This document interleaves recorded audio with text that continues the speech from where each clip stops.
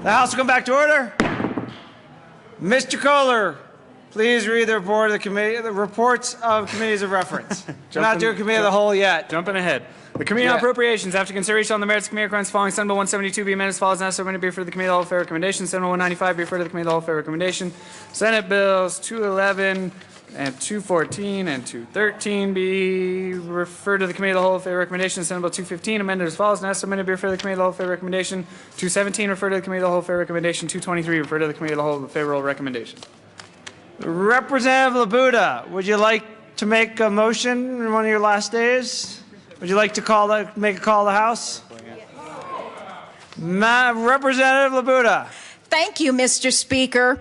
Based on 8 years of experience, never having been able to do this before, what is it? I move a call to the House. I move the call of the House. Call of the House has been moved and has been 1, 2, 3, 4, 5, 6, 7. I need 2 more. 8, 9, 1 more. 10. Has been properly sustained. Sergeants will close the doors. Mr. Kohler, please open the machine and members indicate your presence. And Mr. Kohler, in any voice you'd like, but not your own, please call the members who are absent. Representative Giroux. What? Oh boy, I don't know if I can do that. Donald Duck. That isn't easy.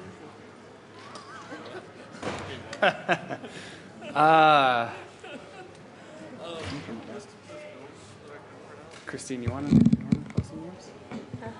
Go ahead. I'm not. The people better not make fun of my accent. Who's gonna make fun? We make fun of him. We're nice Yeah. to you. You all walk back. Not Mr. Kohler. Representative Becca, Buck, Conti, Karam, Del Grosso, Duran, Fields, Fisher, Foote, Garcia, Gardner, Janal, Hamna, Hollinghurst, Humphrey, Joshi, Krafttop,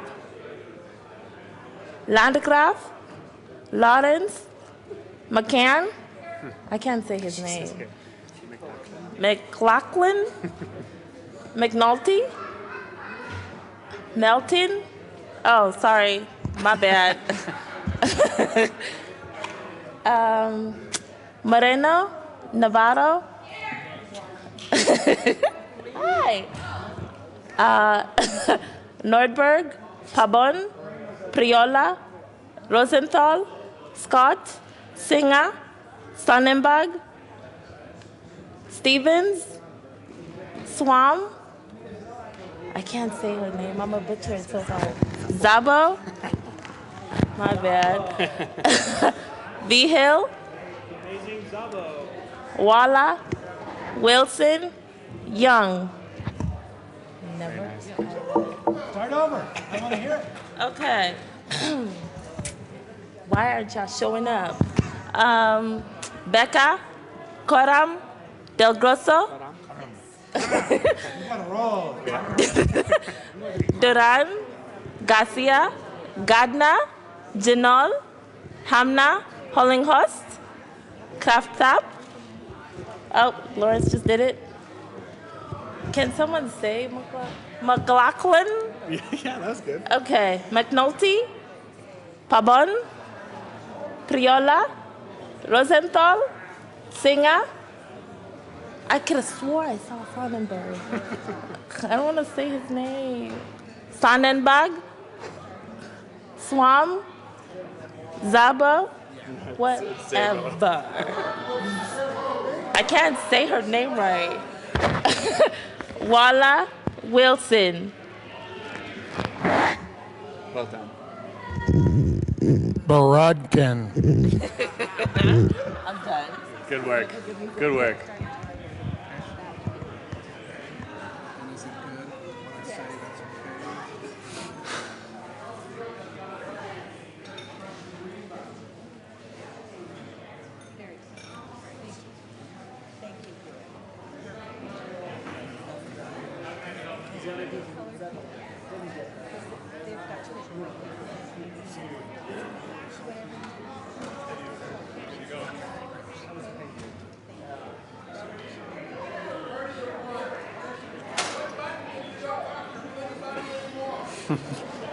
Press your page button. The coat rule is relaxed for the remainder of the day.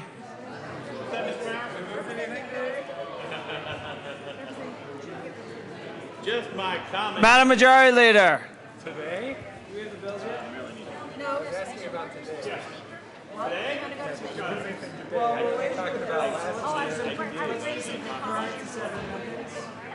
Oh, okay. Because we're waiting for the actual physical bills. Oh, we got it. Okay. So no special now. Okay, did we raise the call? Who is?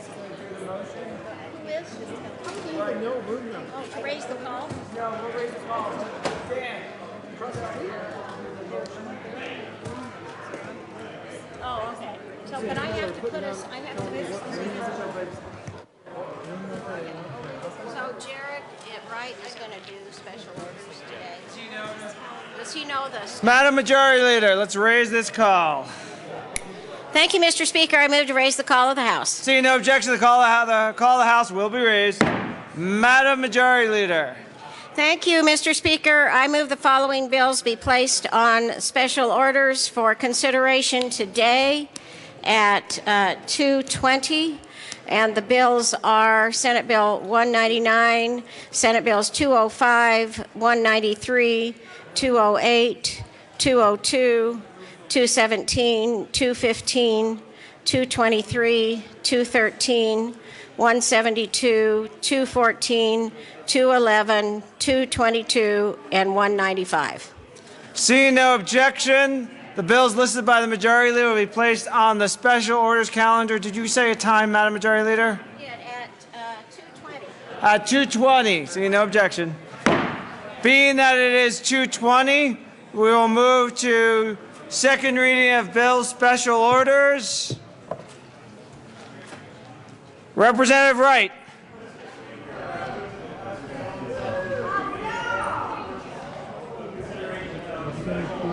You've heard the motion. Seeing no objection, the House will resolve itself in the committee of the whole for consideration of special orders. Representative Wright will take the chair.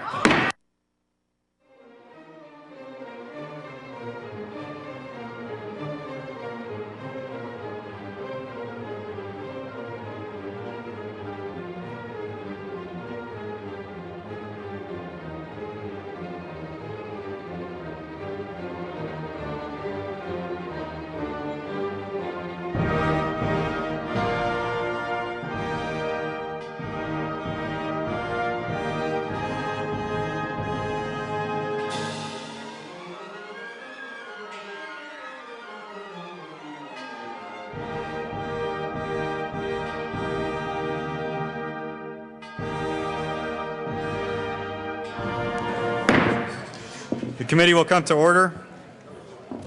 With unanimous consent, the bills will be read by title unless there is a request for reading a bill at length. Committee amendments will not be read unless requested, as they are printed and in your bill folders. Floor amendments will be shown on the screen and on your iPads and not read unless requested. Bills will be laid over upon a motion of the majority leader, and the court rule is still relaxed.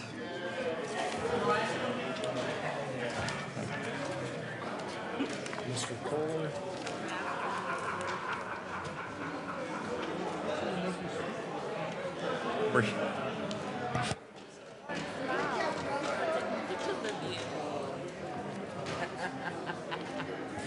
Mr. Kohler, will you please read the title to Senate Bill 199? Senate Bill 199 by Senator Grantham, also Representative Becker, concerning amendments to the charter of the town of Georgetown in connection with adding new provisions, modifying existing provisions, deleting obsolete provisions in the charter. So call on Representative Becker whenever she gets. Becker, your bill.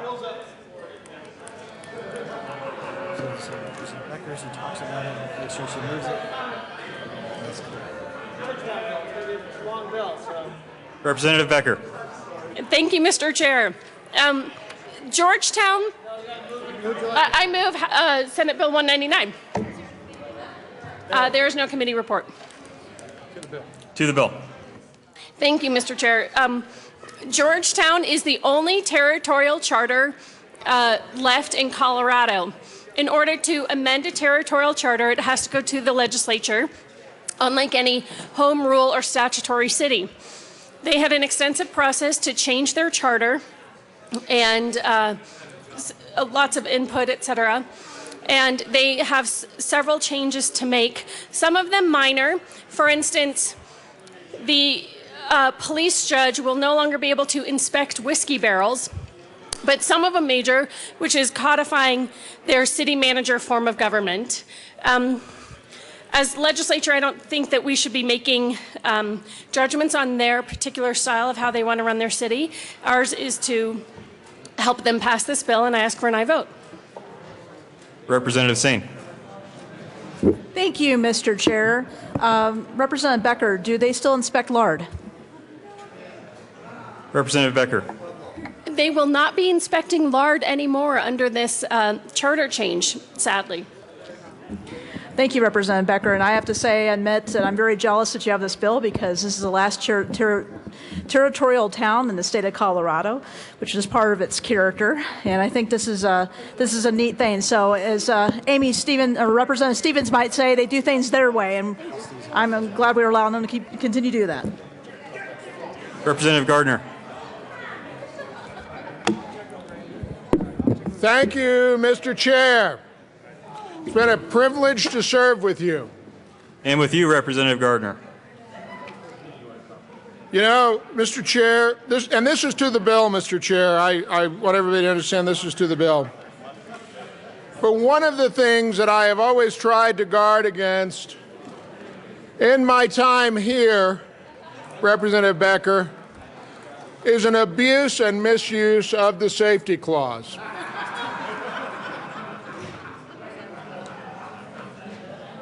And so I must ask you, Representative Becker, what is it about this bill and about Georgetown that these changes are necessary for the immediate preservation of peace, health, and safety? I insist that you answer this question, Representative Becker. Representative Becker. Thank you, Mr. Chair, and thank you, Representative Gardner, for the question. In fact, Representative Sonnenberg asked the same question in committee.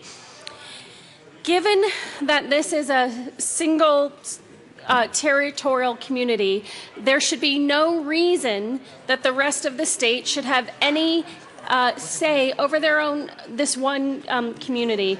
And so, while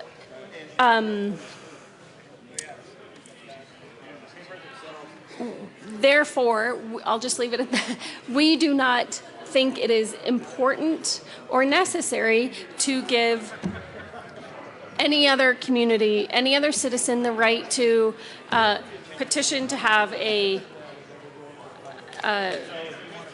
item on the ballot to allow to change a territorial charter of a single town.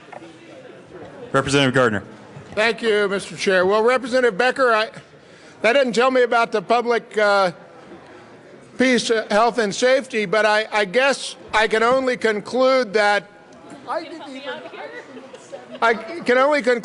Georgetown, being an old territorial town, perhaps they're on the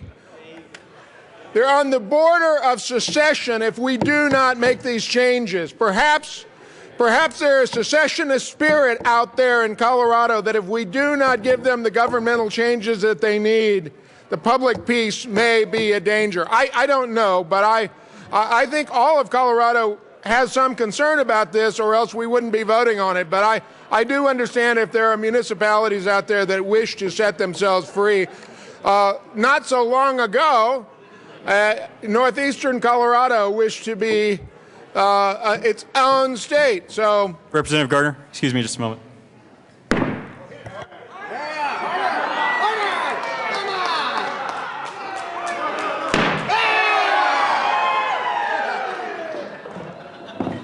Members, could you please be quiet for the well, please?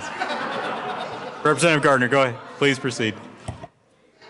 Fortunately for you, Mr. Chair, you didn't say to the bill. That's an unfortunate thing to say. But I was about to talk about northeastern Colorado and secession, but I'll leave it at that, Representative Becker. I don't think you really need a safety clause, but very well.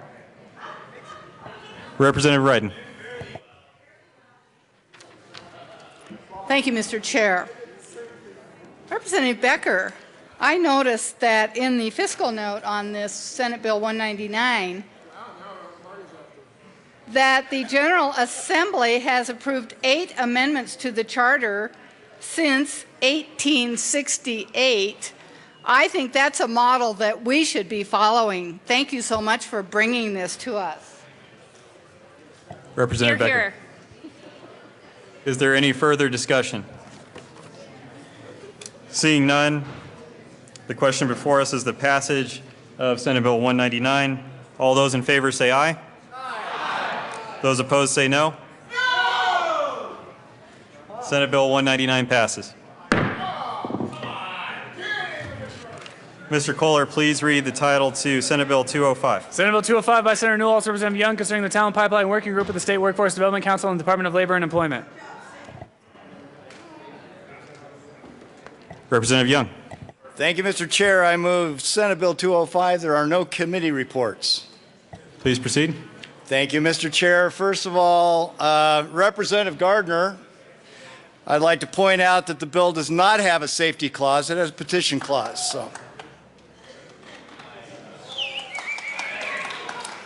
So this bill is a talent pipeline bill, and you may recall last session, Representative Wilson ran a similar bill for one particular industry, the advanced manufacturing industry, and was successful with that bill. Already work is underway to align at least the K-12 and higher education system to the needs of advanced manufacturing so that we can get people who are the jobs filled for these high-paying, high-skilled jobs in advanced manufacturing.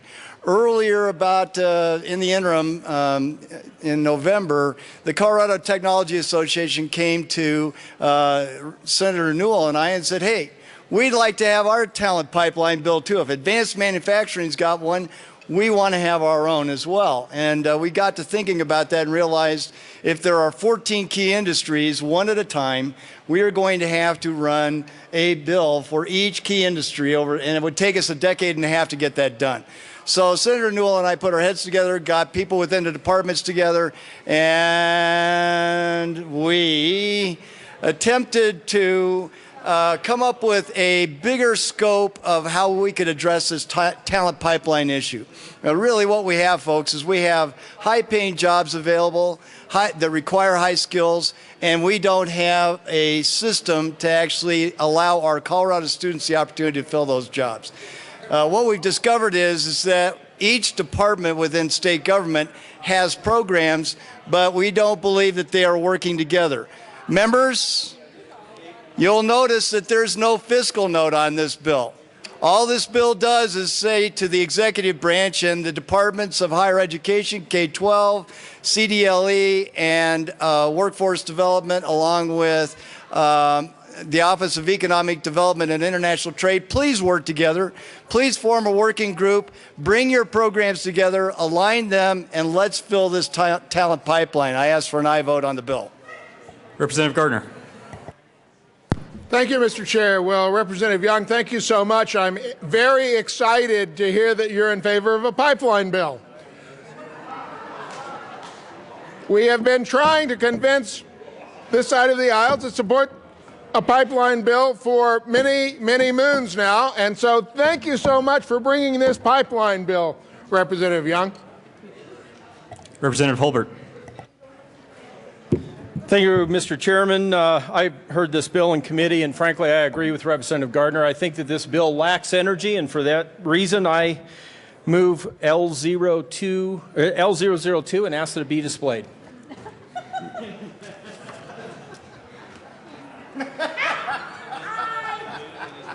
The amendment has been moved and is properly displayed. To the amendment. Representative Holbert. Representative Young.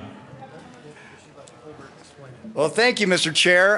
That's an interesting amendment, but I'm questioning whether it actually fits under the title. Mr. Chair, I request a title ruling. Come on. You weren't going to let that all fly? No. The House will stand in recess.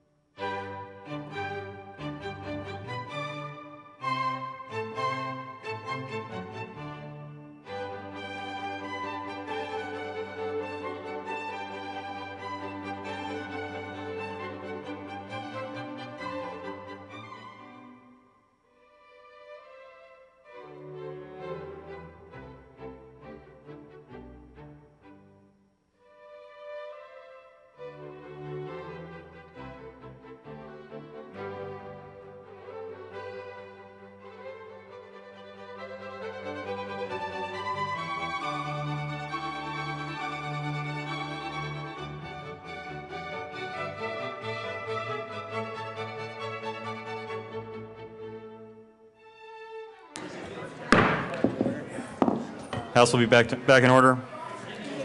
Committee will be back in order. Thank you. Chair rules that this amendment L002 does not fit under the title. Representative Young. Representative Kagan. Mr. Chair, I'd like to know the basis of your ruling. I'd like to know which provision of the Constitution your ruling supports. And I'd like to know why this doesn't fit under the title. I'd like to debate the matter at length, please, Mr. Chair. I second that motion. Representative Kagan, there is no debate on ruling of the chair. Freedom of speech! Freedom of speech! Representative Sane. Mr. Chair, I protest this eminent domain of the chair's ruling. Representative Court. Members, if you play so much that we end up going through dinner, I am not buying you food. Representative Salazar. Mr. Chair. Wait. Members! Members! Mr. Chair, I'm sorry, I'm going to have to disagree with my esteemed colleague, Representative Court. In order to develop proper talent, we need to be fed, and we need to have a pipeline of food coming towards us. Therefore, I move that Senate Bill 205 go to the Committee on Agriculture. I withdraw that amendment. I withdraw that amendment. Is there any further discussion? Representative Milton. Thank you, Mr. Chair. And members, I am fed up with what's going on under this dome. Baby, we've got to keep things moving in a way that Representative Court can order us dinner tonight.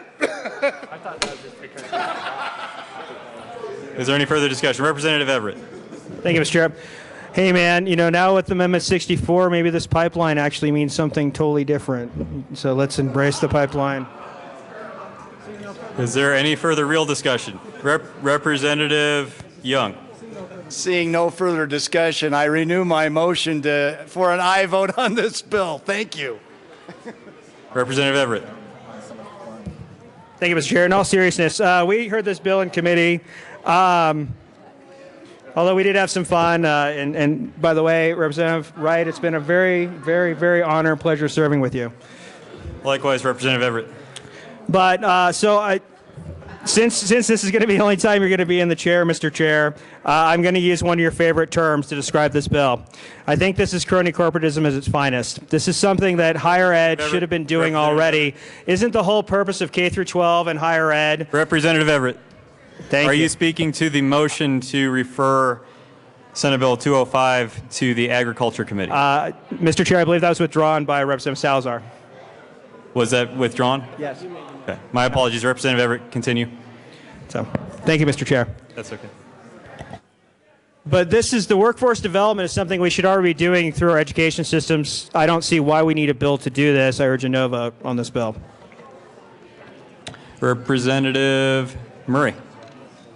Thank you, Mr. Chair. I urge an aye vote. What this bill does is bring the private sector into our school systems to help them figure out exactly what they need to be doing to further our sciences, particularly in the schools, so that they're realistic and appropriate for the jobs that they're going to be getting in the private sector.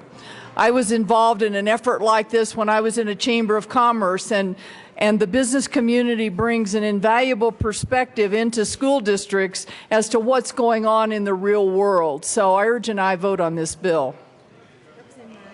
Is there any further discussion? Seeing none. Seeing none. The question before us is the passage of Senate Bill 205. All those in favor say aye. Aye. Those opposed say no. No. Senate Bill 205 passes. Mr. Kohler, read the title to Senate Bill 193. Senate Bill 193 by Senators Carroll and Lundberg, also Representative Singer, concerning conforming Colorado law and location information with the Fourth Amendment as interpreted by the United States Supreme Court, United States v. Jones.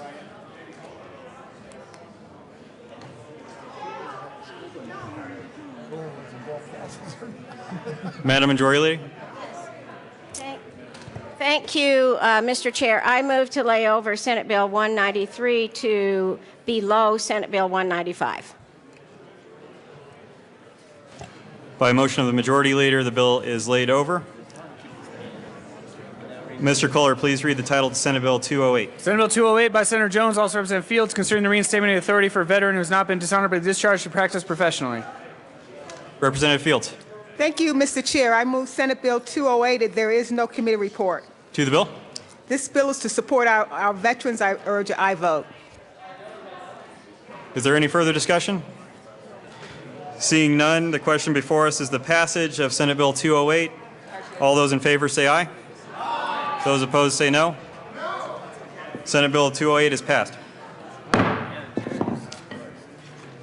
Mr. Kohler, please read the title to Senate Bill 202. Senate Bill 202 by Senator Carroll, Representative Tyler, concerning modifications to the requirements applicable to the School Energy Loan Program. Representative Tyler. Thank you, Chairman Wright. This bill, Senate Bill 202, provides the opportunity for funding for energy efficiency in rural schools, gives them a better opportunity to save money. I ask for an aye vote. Representative Tyler, would you move the bill, please? I move Senate Bill 202. I think you have more experience than I do, it seems. Thank you, Representative Tyler.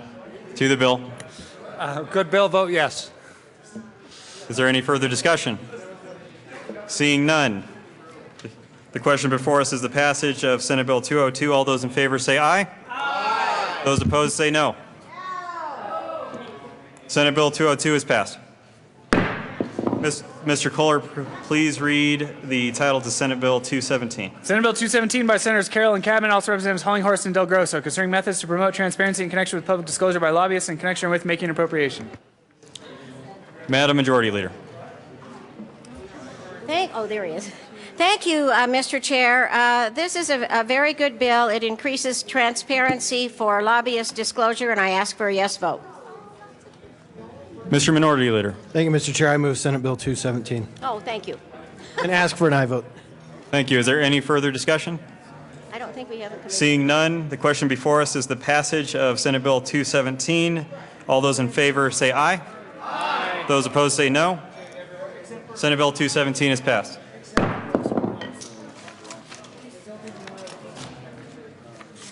Mr. Kohler, please read the title to Senate Bill 215. Senate Bill 215 by Senator Stedman, also Representatives Durand and Giroux, concerning the disposition of monies collected by the state in connection with the legal marijuana industry and in connection with making appropriation. Sorry? Oh. Representative Giroux. Thank you, Mr. Chair. By the way, you look good up there. Are you Nordberg or are you Wright? I can't remember. Just kidding, just kidding. I know. We're doing a bill together, and we're doing it here because I am Representative Durand, and this is Representative Giroux. Mr. Chair, I move Senate Bill 215, and is there a committee? Yes, There is a committee report. There are two committee reports. Committee on Appropriations. Okay. Health. Thank you, Representative Giroux. To the Appropriations Committee report. Thank you, Mr. Chair. Members, the Appropriation Committee report just appropriated the dollars to fund the bill. I ask for an aye vote. And would you move the Appropriations Committee report, please, Representative Giroux? Thank you, Mr. Chair. I move the Appropriations and the Health and Human Services Committee report, and I ask for an aye vote on the Appropriations Committee report. Thank you, Representative Durand.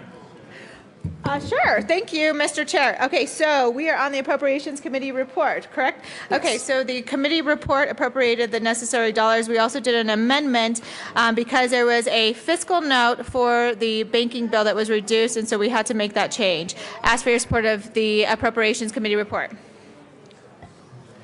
Is there any further discussion on the Appropriations Committee report? Seeing none, those in favor, Mr. Minority Leader. Thank you, Mr. Chair. So no, I see the fiscal note lowered by $3 million. He said something about banking, so I guess I was just trying to shuffle through here real quick and see what the change was in the fiscal note to lower that down.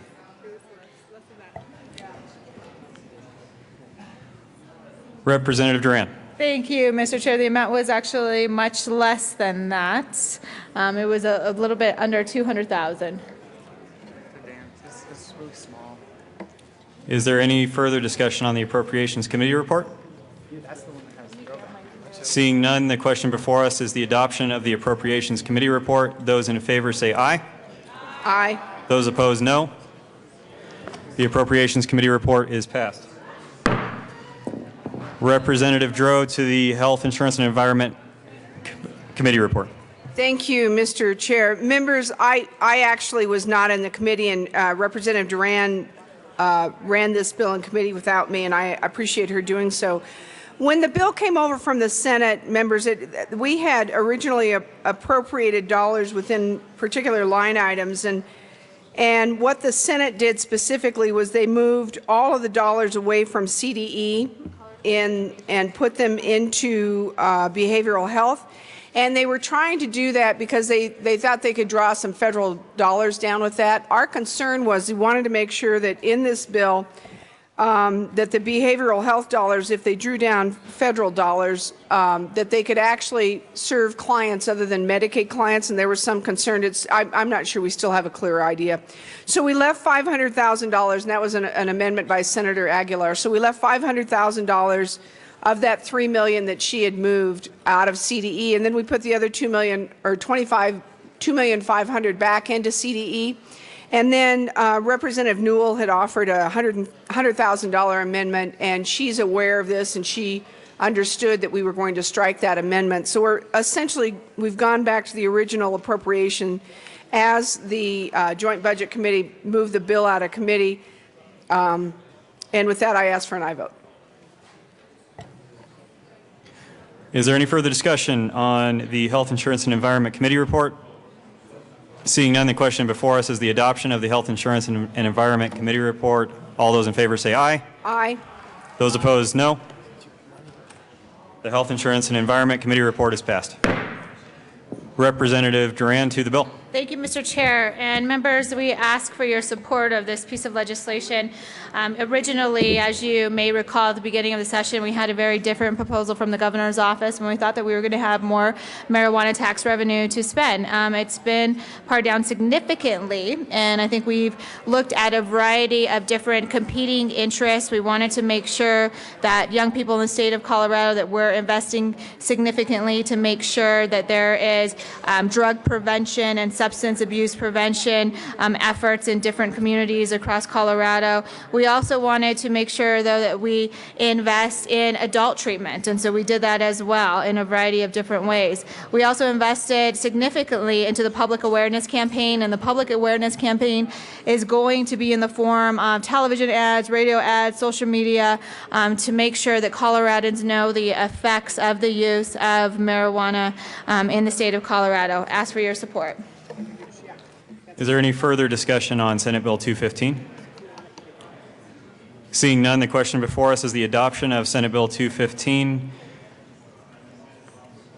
All those in favor say aye. Aye. Those opposed, no. Senate Bill 215 is passed. Mr. Kohler, please read the title to Senate Bill 223. Senate Bill 223 by Senators Nicholson and Cadman, also Representatives Dro and Young, concerning the payment by the state of legal claims arising in connection with the Lower North Fork wildfire in connection with making and reducing appropriations. Representative Young. Thank you, Mr. Chair. I move Senate Bill 223. There are no committee reports. To the bill. Representative Dro. Thank you, Mr. Chair. Members, this is the Lower North Fork fire dollars. This is basically the appropriations, or excuse me, the Joint Budget Committee had put $11 million to the side. This adds approximately a little over $6 million in addition to that $11 million. For 20 claimants, I ask for an aye vote. Representative Young. Thank you, Mr. Chair. Members, we heard testimony this morning from people that were affected by the Lower North Fork fire. The Apple family, Scott Apple, and the Lucases lost family members, and the other claimants had significant damage to property and have been in a process now for 2 years. This bill will bring finality to those 20 claimants through our action. I urge an aye vote. Representative Gardner.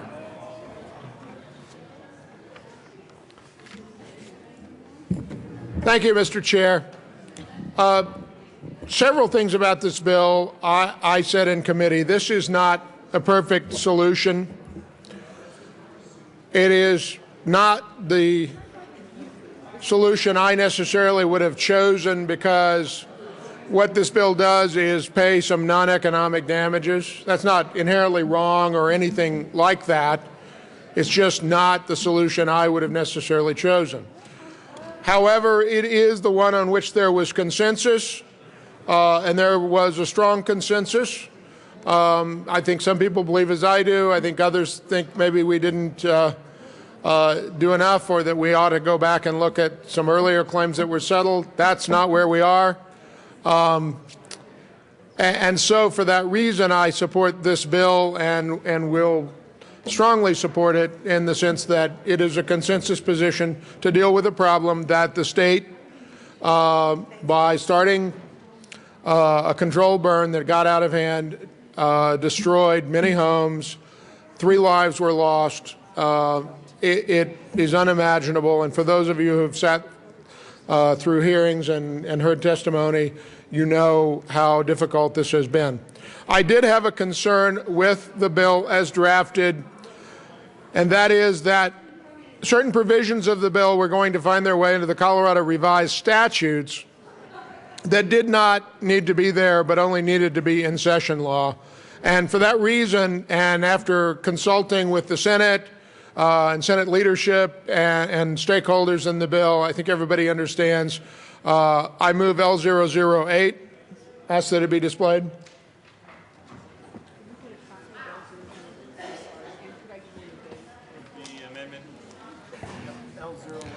L008 is properly displayed. Representative Gardner. Thank you, Mr. Chair. And members, all that L008 does is take the sections of the bill that are specific to the lower North Fork fire claim settlement that would have, under the bill, as the re-engrossed version of the bill, would go into Colorado Revised Statutes. This will just move them into a section of the bill so that they go into the session laws. For those of you who do not know or have not dealt with this, things that are in the session laws are the law of the state of Colorado. They are binding law of the state of Colorado, just as much as anything you see in the Colorado Revised Statutes. However, for things that are a case of one, lease purchase agreements are often this way, and other general categories of things that only deal with the specific case, we simply put them in the session laws and don't put them in the revised statutes. This is not intended to be substantive or to make a substantive change, and I ask for an aye vote. Representative Giroux. Thank you, Mr. Chair. Colleagues, when the bill was being heard, Representative Gardner alluded to this problem and indicated that he would be offering an amendment. What this does, colleagues, if you take a look at the bill, on the last 2 pages, it lists the claimants, the 20 claimants that this bill covers. It lists them by name, and it lists the dollars by which they would be receiving should this bill pass. So what Representative Gardner is doing is proposing that that not be in our statute. Now, I appreciate this amendment. I think it's very thoughtful, and I think it's very caring. I talked to Scott Apple at one point today. He and I slipped out of the hearing, and I told him that Representative Gardner was considering offering this amendment, and I said, what do you think? And he said, I appreciate it. So, members, I consider this to be not only a friendly amendment, a very compassionate, kind, friendly amendment. I ask for an aye vote. Representative Young. Thank you, Mr. Chair. I, too, ask for an aye vote on this. I consider it a friendly amendment. Representative Gardner has worked diligently over the course of this session to help us understand the difference between revised statutes and session law. I also appreciate his extra effort of going to the leadership in the Senate since this bill originated there to make clear what his intent was and to approve that language with them as well. So I urge your aye vote on the amendment. Mr. Assistant Majority Leader. Thank you, Mr. Chair. Mr. Chair, I move to lay over Senate Bill 223 to the end of the calendar. At the request of the Assistant Majority Leader, Senate Bill 223 will be laid over. Mr. Kohler, read the title to Senate Bill 213. Senate Bill 213 by Senator Johnston, also Representatives Conte and Fields, concerning increasing the statutes and limitations for commencing proceedings against a person who, after committing a vehicular homicide, leaves the scene of the accident in connection with requiring a post-enactment review of the implementation of this act. Representative Fields. Thank you, Mr. Chair, and I move Senate Bill 213. There's no committee report. To the bill, Representative Fields. Representative Conte. Thank you, Mr. Chair. Members, this is a very simple bill. It has a very narrow scope, and that is it deals with the topic of hit and runs that result in death, and we are simply raising the statute of limitations in those situations from 5 years to 10 years. This will give our law enforcement a little bit more time. This is a crime of concealment. People have willingly fled the scene, leaving someone to die, and this bill will give the police that much more time that they may need for someone to come forward so that that case can be solved when it is corroborated with physical evidence and eyewitness testimony. Is there any further discussion on Senate Bill 213? Good bill, vote yes. Seeing none, the question before us is the passage of Senate Bill 213. All those in favor say aye. Those opposed, no. Senate Bill 213 is passed. Mr. Kohler, read the title to Senate Bill 172, please. Senate Bill 172 by Senators Talktrop and Newell, also Representative Kraft Tharp, concerning employer-paid benefits to a firefighter for cardiac illnesses resulting from a strenuous work event in connection with making an appropriation.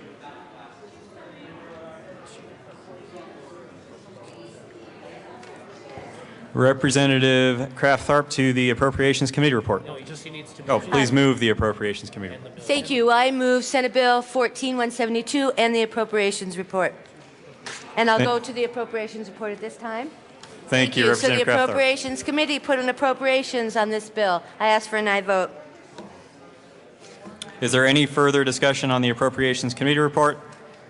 Seeing none, the question before us is the passage of the Appropriations Committee report. Those in favor say aye. Aye. Those opposed, no. The Appropriations Committee report is passed. Representative Kraft Tharp to the bill. Thank you, Mr. Chair. Good to see you today. Nice working with you.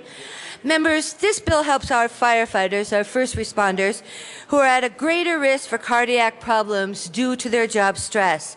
The bill requires municipalities, special districts, fire authorities, county improvement districts that employ one or more firefighters to provide benefits for heart and circulatory malfunctions. I'd like to make clear a point that I did not make totally clear at Appropriations Committee today. This bill provides that employers may provide similar insurance for volunteer firefighters, but will not reimburse for any associated costs.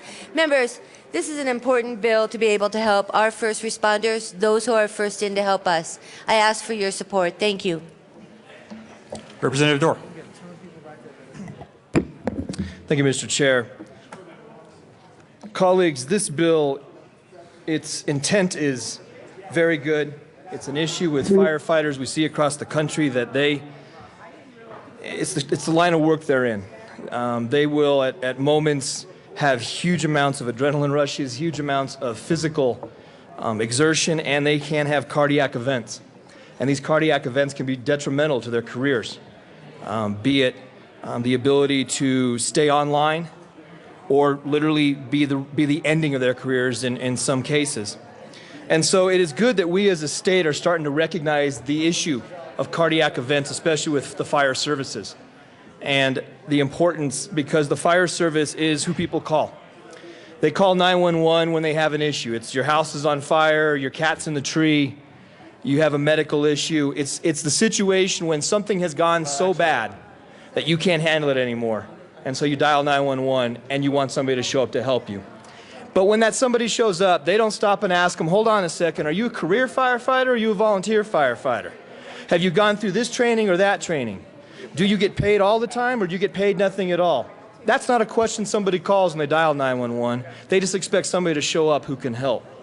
And this bill, while it addresses the issue of career firefighters, it does leave a huge gap. In fact, it leaves about a 63% gap in the state of Colorado, which would be about a 70-some% gap nationally, and that it leaves out the volunteer firefighters.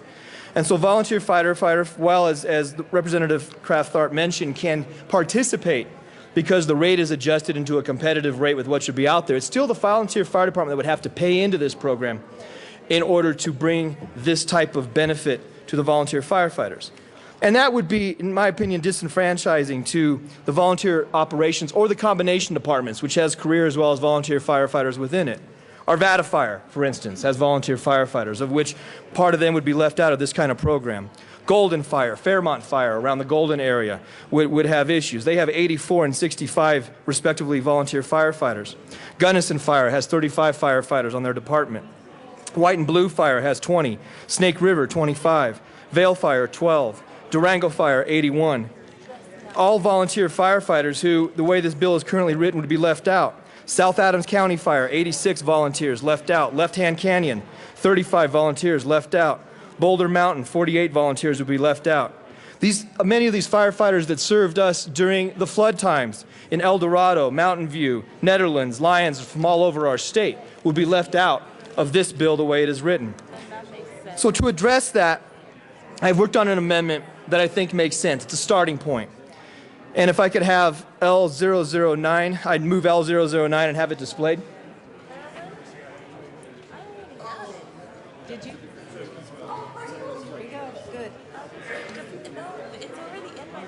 L009 is properly displayed. Representative Dorr, please proceed. Thank you, Mr. Chair. What this amendment does is it lays out an opportunity for volunteer departments to participate in this program if they meet some requirements. And so that prior to a work event, they would have, the volunteer members would have to go through a physical. And that physical would have to be annual, and they would have to be able to show that there is no illness, injury that is not detected to their physical, that the heart or circulatory system had a malfunction prior to their engagement in the fire service. And that physical would have to be kept up annually. So once a year they would have to go to have the same type of physical check, including cardiovascular. The department would have to also maintain an agility program for its volunteer firefighters, and that each firefighter annually passes an agility test that demonstrates a level of physical fitness that is adequate for his or her required duties. So what we're saying to the volunteer departments is, you get this in place, and you put this in place, and we'll allow you into this program. And as we heard a testimony at the committee, there is money that will be set aside that will not all be used that we can tap into. And once we get to that point to where I don't even think we'd come close to fully using that money, but if we did, then next year we can come back and see what additional appropriation would be needed to make sure that volunteer departments that meet these requirements could be satisfied. I ask for a yes vote on the amendment. Is there any further discussion on Amendment L009? Representative Rankin. Thank you, Mr. Chair. I rise in support of this amendment. We're not changing the bill. We're just adding volunteer firefighters to it. The fiscal note won't change. We'll just use the existing money until we need more, and we'll worry about that next year. So let me tell you about volunteer firefighters and me. My two remembrances. One is when I lived in Aspen, you know, the siren would go off, and I remember seeing a lady friend of mine riding her bicycle furiously down Main Street in full firefighting gear. That's what volunteer firefighters are like. You know, they come from wherever they are, however they can get there to get to the fire. The other story for me about volunteer firefighters is the Carbondale Fire Department saved my life and my wife's. We had a propane leak in our basement. We got an indicator, but we didn't know what it was from a sensor. They were there in 10 minutes. They found out what was going on, and as soon as the fireman moved his truck 100 yards from the house, he got us out of the house and got us safely away, and they were there all night cleaning it, getting the propane out of our crawl space. So volunteer firefighters are very close to me.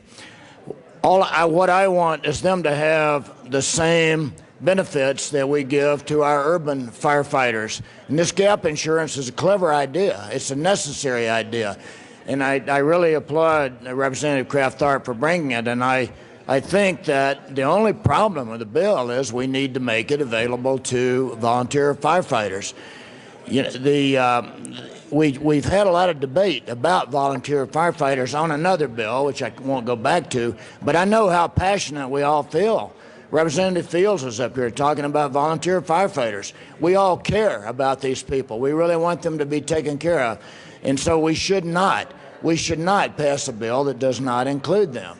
And I would hope this would be a friendly amendment. Doesn't change a thing, just expands the availability of this clever idea to our volunteer firefighters. Representative Kraft-Tharp. Thank you, representatives. Thank you for your concern. Thank you for your dedication. I, too, value our volunteer firefighters. And as you said, Representative Dorr, my own city, Arvada, has volunteer firefighters. I know, Representative Dorr, you're very concerned about this, and I know you have agreed to work on this issue with the firefighters this summer.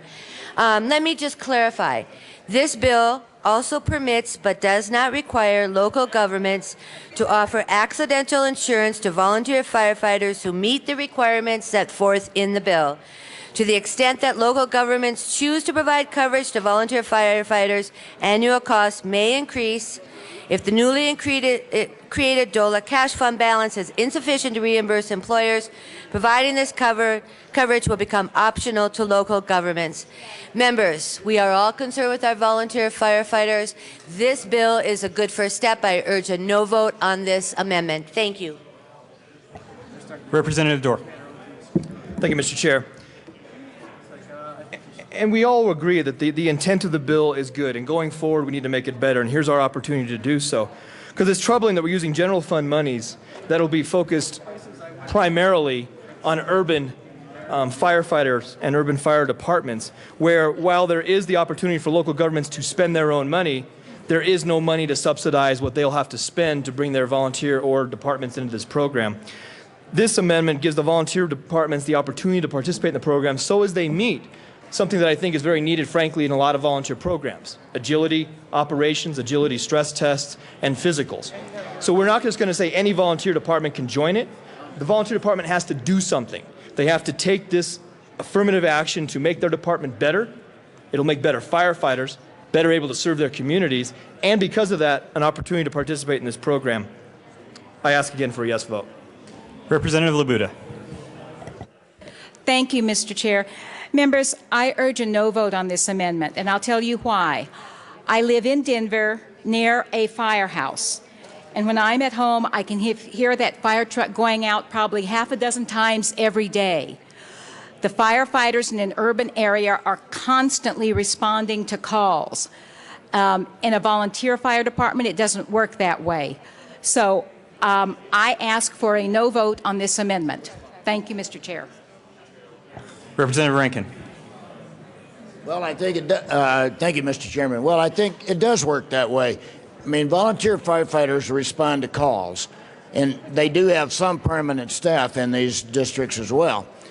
But, you know, think about it. A volunteer firefighter might be actually more susceptible to cardiac issues, which is what this covers, than a full-time firefighter who stays in better shape. A lot of these people may not work out every day or be as susceptible. They need to be covered.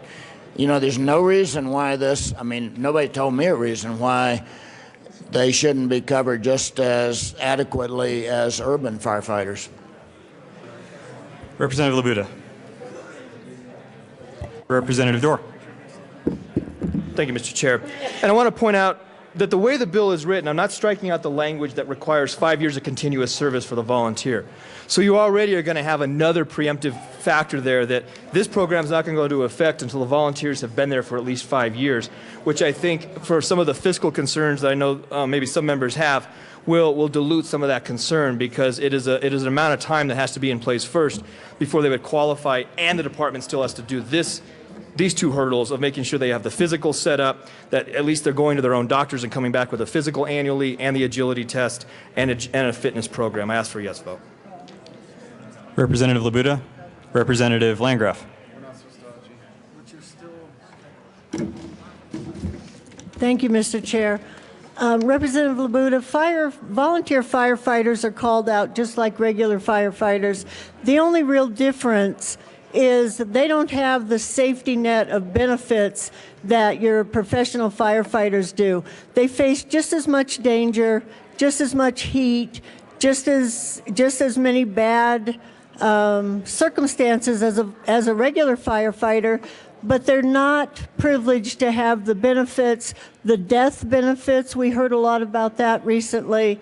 And this amendment would go a long way to helping that. I urge a yes vote on this amendment. Representative Labuda. Thank you, Mr. Chair. And members, the reason I pointed out my proximity to the Denver Fire Station and the constancy with which the fire engines go out is to point out that Denver firefighters are under stress 24 hours a day, every day they're on work. And it's not knowing whether they're going to be going to an accident where someone has been killed, if they're going to go to a fire where they have to rescue somebody, they don't know. And that constant stress is what leads to more heart attacks than off and on stress. Again, I ask for a no vote on this amendment. Representative Rankin. Well, let me expand the conversation just a little bit. What we're saying here is there's about $1 million in the fiscal note. It would take about 2.5 to cover all these people. We're saying let's go first come, first served basis. But let's think about other sources of this insurance. There are grants and donations. We also could, who we're covering here are largely unionized firefighters, so we could actually use union dues to pay for it. But that would be on if we made several sources of funding, it would be an equivalent playing field. Remember, members, what we're saying here is we're going to fund our urban full-time union firefighters with general fund money, and everybody else is on their own. That's the problem here. It's just unfair. It's basically unjust to cover some people with general fund money and some are on their own. That's our objection to this bill. Let's bring in our volunteer firefighters and give them an equal shot. I mean, they deserve more than an equal shot from the testimony that we heard hours of when we were thinking about finding other funds, FML funds, to fund their needs. We talked about volunteer firefighters and their needs. I mean, how can we now say that they're on their own? They have to provide their own gap insurance when we're funding with general fund money urban unionized firefighters. Is there any further discussion on the amendment? Seeing none, the question before us is the adoption of L009. Those in favor say aye. Aye. Those opposed, no. No. The amendment is lost.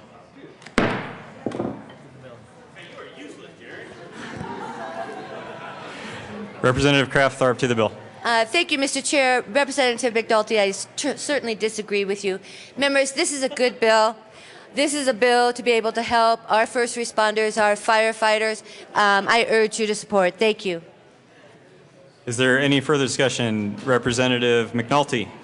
Thank you. Thank you, Mr. Chairman. Representative Dorr, I agreed with your amendment and will support your amendment. But even in the absence of that amendment not passing, this is a good bill. We need to move forward with at least this step. I do believe that we have to address the volunteer firefighter issue. If that's not done in this bill, perhaps those of you coming back next year will have the opportunity to address it. As for it, I vote.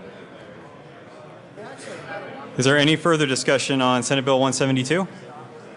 Seeing none, the question before us is the passage of Senate Bill 172. All those in favor say aye. Those opposed say no. Senate Bill 172 is passed. Mr. Kohler, please read the title to Senate Bill 214. Senate Bill 214 by Senators Lambert and Statement, also Representatives Jerome May, concerning the studies requested in the Department of Personnel is responsive to the request for information on the fiscal year 2013-14 Annual General Appropriation Act in connection with making an appropriation. Representative May. Thank you, Mr. Chair. I'm supposed to stall. So I move... Excuse me, Representative May. Members, could we quiet down our side conversations just a little bit? I can't hear the well. Thank you. Representative May. Thank you, Mr. Chair. I move Senate Bill 214, and there are no committee reports. To the bill, Representative May. Thank you, Mr. Chair. What this bill does is fund 3 studies regarding para. Employee retirement benefit study. It also funds a performance comprehensive study that's to compare the cost and the effectiveness of the current hybrid defined benefit plan to establish if there's any other alternative plans, whether in the public or the private sector. And it also requires a sensitivity analysis to determine if the actual perspective that para currently requires, whether it's 8.5%, 8%, 7%, if it's a viable model. So with that, I think, did I stall long enough for you? Yeah. I ask for an aye vote, and... Representative Giroux. Thank you, Mr. Chair. And thank you, Representative May, for filibustering our own bill so I could grab the amendment. Colleagues, part of what we want to do is we want to make sure that when this study goes forward and we have the different OSPB and para and the state auditor's office working on this, that they operate in good faith. So with that, I offer L002 and ask that it be displayed. L002 is properly before us. Representative Giroux, please proceed. Thank you, Mr. Chair.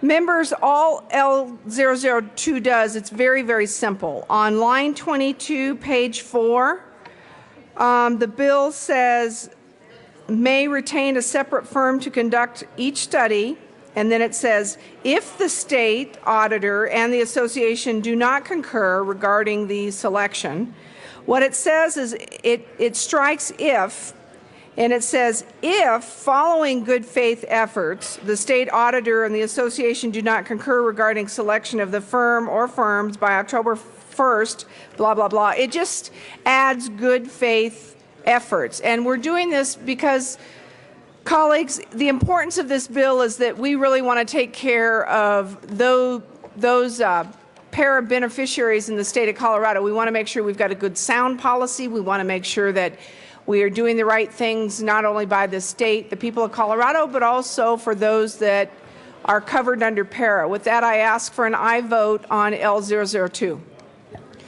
Is there any further discussion on the amendment? Seeing none, the question before us is the adoption of Amendment L002. All those in favor say aye. Aye. Those opposed, no. The amendment passes. Representative Giroux to the bill. Thank you, Mr. Chair. Members, this is a good bill. I ask for an aye vote. Ditto. Is there any further discussion on Senate Bill 214? Seeing none, the question before us is the passage of Senate Bill 214. All those in favor say aye. Aye. Those opposed, no.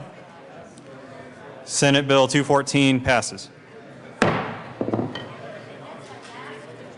Mr. Assistant Majority Leader. Thank you, Mr. Chair. Mr. Chair, I move to proceed out of order to take up Senate Bill 223. They wanted to. At the request of the Assistant Majority Leader, Senate Bill 223. We're just going to. Mr. Kohler, please read. Mr. Kohler, please read the title to Senate Bill 223. Senate Bill 223 by Senators Nicholson and Cabinet, also Representatives Joe and Young, concerning the payment by the state of legal claims arising in connection with the Lower North Fork wildfire and in connection with making and reducing appropriations. Representative Gardner. Thank you, Mr. Chair. I think where we were when this was laid over was that L008 was under consideration. I will remove or move again. Move again. Yeah, not remove. That's ambiguous. I will once again move L008. Ask that it be displayed. Amendment L008 has been properly moved and is before us. Representative Gardner. Thank you, Mr. Chair. So, as previously explained, this moves some provisions that would have shown up in the Colorado Revised Statutes, just moves them to the session law. They are nevertheless the law of the state of Colorado, but since they involve this event and this event only, it's more appropriate to just put them in the session laws rather than having them in CRS for all time. Ask for an aye vote. Representative Giroux. Thank you, Mr. Chair. Members, as I said before the bill was laid over, this isn't just a friendly amendment. This is a compassionate, kind, and friendly amendment. I ask for an aye vote. Representative Young. Thank you, Mr. Chair, and I also accept this as a friendly amendment and urge your aye vote. Is there any further discussion on Amendment L008? Seeing none, the question before us is the passage of Amendment L008. All those in favor, please say aye. Aye. Those opposed, no. Amendment L008 is passed. Representative Young. Thank you, Mr. Chair. Again, this settlement is important to the people who experienced loss in the North Fork fire, the Lower North Fork fire. I urge your aye vote on this bill. Representative Giroux. Thank you, Mr. Chair. Colleagues, this tragedy occurred a little over 2 years ago. And I'm not going to lie to you. I've got a bias on this one. You know, we're told never to marry your bills. But you know what? These are my constituents. They're very, very good people. They're not asking to be made whole. We can never make them whole. What they're asking for is an aye vote on this bill. I ask for an aye vote. Is there any further discussion on Senate Bill 223? Seeing none, the question before us is the passage of Senate Bill 223. All those in favor, please say aye. Aye. Those opposed, no. Senate Bill 223 is passed. Mr. Kohler, please read the title to Senate Bill 211. Senate Bill 211 by Senators Johnston and Balmer, also Representatives Hollinghorst and Waller, concerning an Alzheimer's disease center in connection with making appropriation. Madam Majority Leader. Thank you, Mr. Chair, and I believe my co-prime is on his way. I will speak slowly about this. I move Senate Bill 211, and there is no committee report. Thank you. And to the bill, Madam Majority Leader. Thank you, Mr. Chair. Well, let me just tell you why I think this is a good bill and why you should vote yes as Representative Waller comes rushing to the podium. It's moved. So This bill establishes the Alzheimer's Disease Treatment and Research Center within the University of Colorado School of Medicine. It is a very important program that can bring federal research into the state of Colorado and also assist people in the state of Colorado dealing with this very devastating disease. We have a huge increase in Colorado, and it's important for us to have a center here. Representative Waller. Thank you, Mr. Chair. And I'll tell you, as Madam Majority Leader has been speaking here, I've been trying to think of some ways I could yank her chain a little bit as chair of the committee of the whole, but I really can't, not on this bill. So, good bill, vote yes. Thank you, Representative Waller. Representative Labuda. Thank you, Mr. Chair. And members, this is a good bill. I was speaking with someone while we were waiting for appropriations to start, and Dr. Huntington Potter is an amazing doctor who has done tons of research on Alzheimer's disease. And what this bill will do is provide some state funding along with private funding that's there and funding that CU School of Medicine put forth to lure Dr. Potter from his prior position. And it's going to be an amazing lab that he sets up here with nationally and internationally recognized researchers, and I urge and I vote on this bill for that reason. Thank you. Is there any further discussion? No, there's no discussion. Representative Waller? Seeing none, the question before us is a division has been requested. I called a division. Come on, let me do it. Okay. So we're here. Would you like me to? Yes. Withdraw it? Okay, I'll withdraw my request for a division. Come on, I wanted to do it.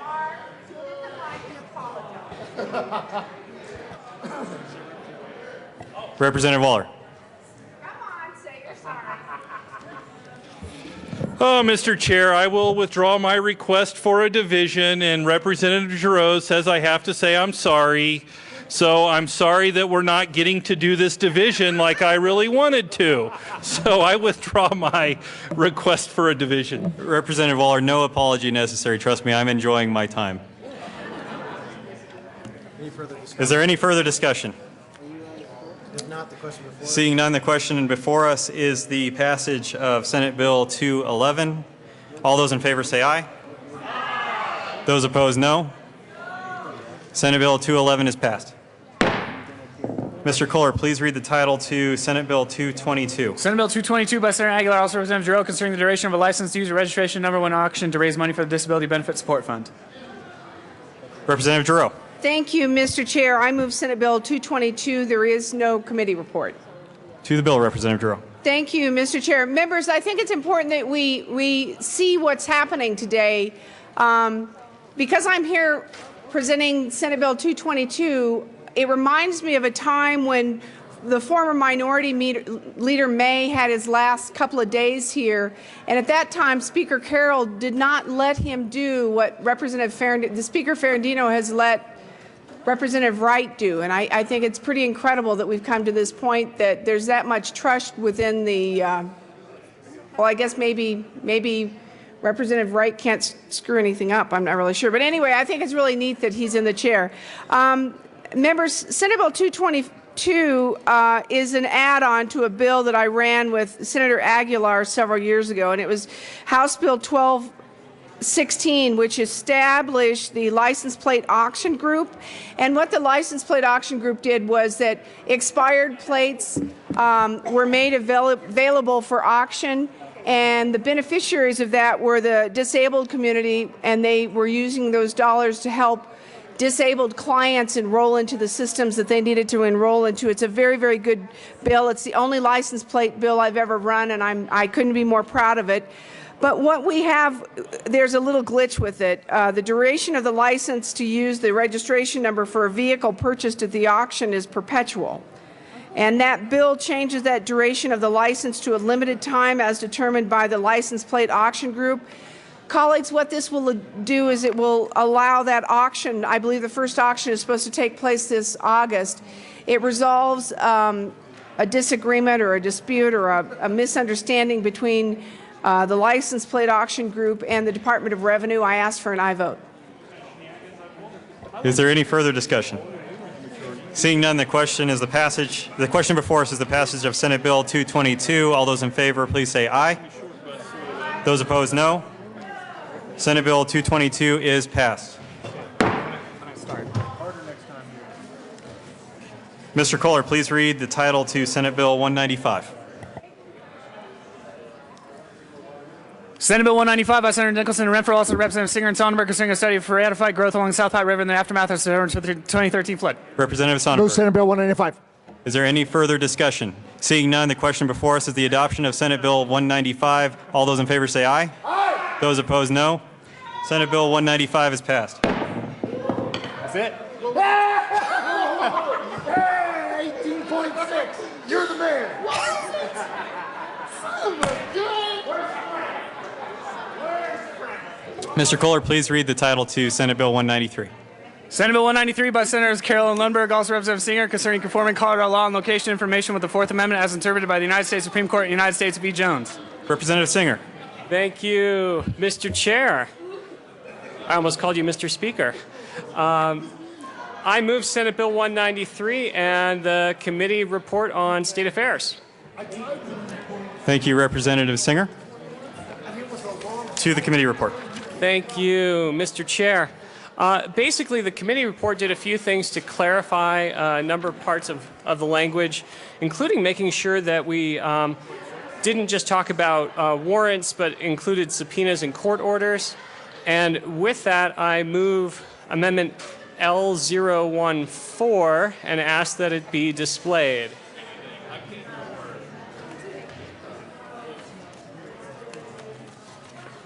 Still have it on the stopwatch? Yep.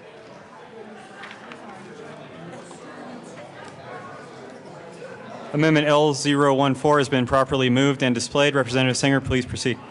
Thank you, Mr. Chair. Amendment L014 just clarifies the language to make sure that throughout the bill that we are talking about the same thing about warrants, subpoenas, and court orders, and to make sure that we are limiting liability for corporations that hold on to this data when it's being requested by law enforcement. And with that, I ask for an aye vote on L014. Thank you, Representative Singer. Is there any further discussion on the amendment? Seeing none, the question before us is the adoption of Amendment L014. All those in favor, please say aye. Aye! Those opposed, no. Amendment L014 is passed. Representative Singer. Thank you, Mr. Chair. To the bill. Thank you, Mr. Chair. With that, I renew my motion for an aye vote on the committee report. My apologies. We're on the committee report. Representative Foote. Is there any further discussion on the committee report? Seeing none, the question before us is the passage of the State Veterans and Military Affairs Committee report. All those in favor, please say aye. Aye. Those opposed, no. The committee report is passed. Representative Singer, to the bill. Thank you, Mr. Chair. Senate Bill 193 has to do with a codification and expansion of a Supreme Court case called United States versus Jones. In my research, I realized it was not United States versus Senator Matt Jones, but another Jones. But the idea here is that we are all being tracked. It's not our trackers, folks, but it's these little GPS devices in our phones, and it goes even beyond that.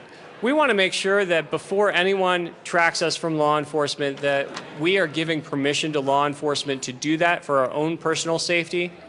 Otherwise, they need to go to court, follow due process, follow our Fourth Amendment rights. And with that, I ask for an aye vote on Senate Bill 193. Representative Foote. Thank you, Mr. Chair. I move Amendment L012 and ask that it be displayed.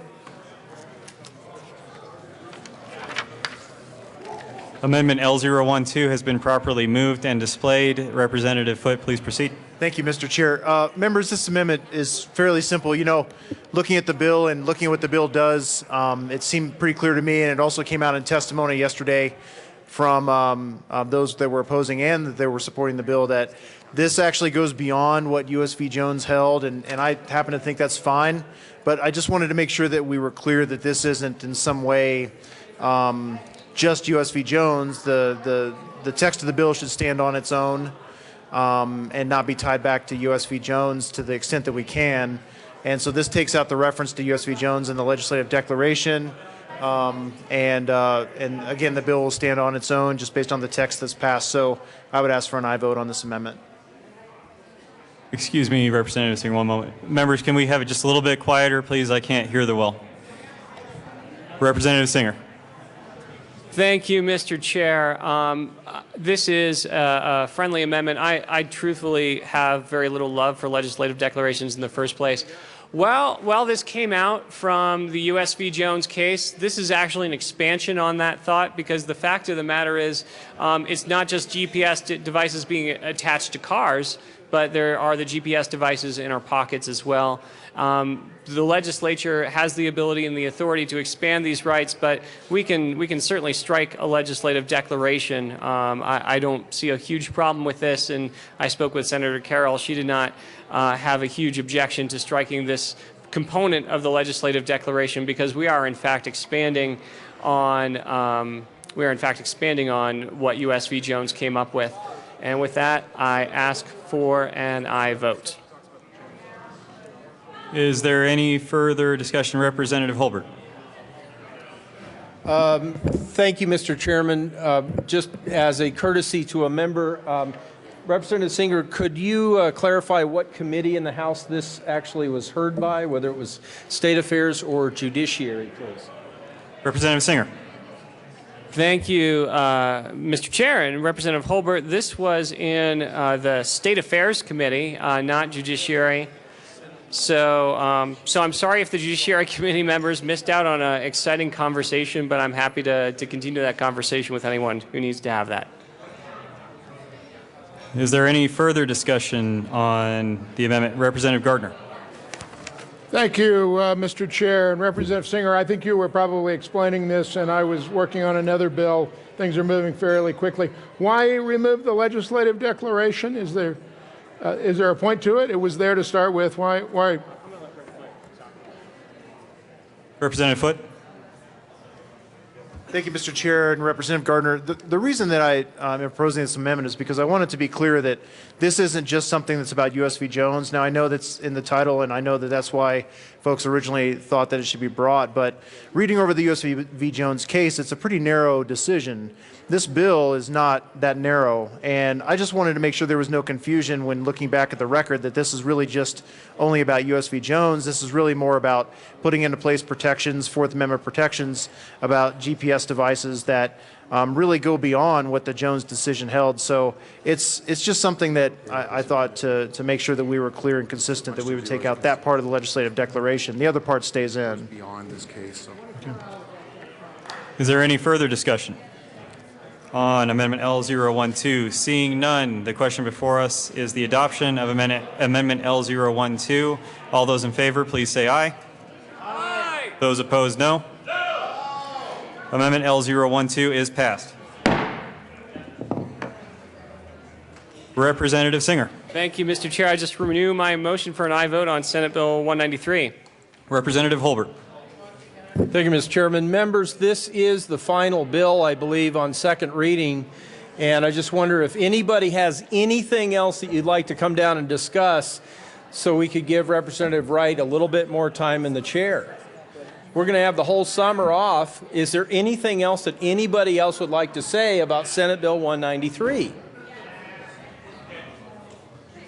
Representative Lebsack. Thank you, Mr. Chair. And we talked a little bit this year about civil liberties, and this is one of those bills. This is a strong bill protecting our citizens' civil liberties, and I want to thank the sponsor for bringing it. I'm in strong support of Senate Bill 193. Representative Kagan. I just want to say, members, that even though this bill didn't come through the Judiciary Committee, if I had had the chance to vote on it, I would have voted yes. I think it's a good bill. It does expand the protections of Colorado citizens, and I do urge an aye vote. Is there any further discussion? Representative Humphrey. Thank you, Mr. Norberg. Mr. Chair. Senate Bill 14193, good bill, vote yes. I'm really pleased. I just think that we need these legal protections and practices to be consistent across city and county lines. And appreciated all those who came to testify in favor of it yesterday. I think they did a great job. Is there any further discussion on Senate Bill 193? Seeing none, the question before us is the adoption of Senate Bill 193. All those in favor, please say aye. Aye. Those opposed, no. Senate Bill 193 is passed. Representative Gardner. Thank you, Mr. Chair. I move that the Committee of the Whole rise and report. Seeing no objection, the committee will rise and report.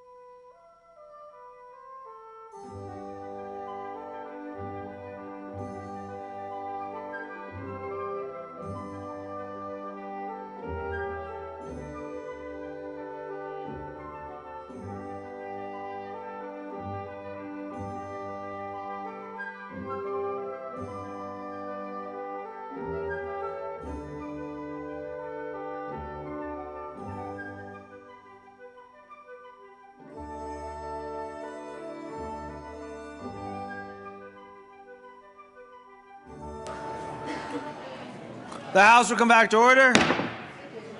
Mr. Kohler, please read the report of the Committee of the Whole. Mr. Speaker, Committee of the Whole begs leave to report is under consideration of the following attached bills being second reading thereof and makes the following recommendations thereon. Senate Bills 172 amended, 193 amended, 195, 199, 202, 205, 208, 211, 213, 214 amended, 215 amended, 217, 222, 223 amended. Passed on second reading in order. Vice placed on counter for third and final passage. Representative Wright.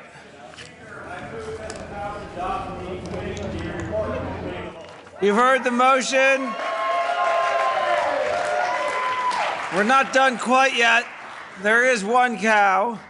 Mr. Kohler, please read the Dorr amendment to the report of the Committee of the Whole. Representative Dorr, move to amend the report of the Committee of the Whole to reverse the action taken by the committee in not adopting the following Dorr Amendment L009 to Senate Bill 172. This shows that said amendment passed and that Senate Bill 172 has amendment passed. Representative Dorr. I move the Dorr Amendment to the Committee of the Whole report. To the amendment, Representative Dorr. Thank you, Mr. Speaker. Colleagues, we heard a pretty extensive conversation about this. I won't draw it out anymore, but the issue comes down to, are we going to put 63% roughly of the fire service and say, yeah, we aren't going to give you that. We aren't going to give you this benefit of if there's a cardiac event that happens to you, you don't qualify for the protections that we're going to offer to career firefighters. And I think, members, we deserve to protect all firefighters. And if it's a cardiac event at a volunteer department or a combo department or a career department, they should be treated the same and they should all have the options. But we go further than that in this amendment, making sure that if the department that's a volunteer department or combo department wants to participate, they have to put up some measures to show that they are trying to make their department the best it can. So you have the physical requirements annually. You also have an agility test and physical fitness program that have to be, and to get those and actually get those and be looked at, they're going to have to be certified. So these aren't just like, let's run around the station and say we're done. These are going to be real programs that departments use throughout the country. A lot of them are based on what you would call CrossFit. A lot of them are based on other activities. These are very strenuous workouts that keep the department and those volunteers in those departments at a level where they can serve then the needs of their community when that call goes off. When they're toned out to meet the demand of an emergency, they can do it. And so honestly, this amendment goes further than just bringing the cardiac event to the same program the career would have, but it'll also put volunteer programs at a position where they're going to be trained at a level of an ability through the agility tests and fitness programs that'll make them even better departments. I ask for a yes vote. Is there any further, Representative Rankin? Thank you, Mr. Speaker. I rise in support of the amendment. You know, this really is equal treatment for our firefighters. Just because they're volunteer, just because they don't work every day, just because they're rural, doesn't mean that they're not out there saving our lives every day. I've talked to you about it, how they've saved my life. I think that we need equal justice for our rural firefighters. Vote for this, Cal. Representative Kraft-Tharp. Thank you, Mr. Chair. Thank you, Representative Dorr. Thank you, Representative Rankin, for your dedication. Members, I'm urging a no vote on this amendment. This is an unfunded mandate for our volunteer fire departments, asking them to fund physicals that can cost up to $250 per person. Representative Dorr has already talked with the firefighters around working on the next step, which is covering the volunteer firefighters. I urge you to vote no on this amendment. Thank you. Seeing no further discussion, the question before the House is the passage of the Dorr Amendment to the report of the Committee of the Whole. Mr. Kohler, please open the machine, and members proceed to vote.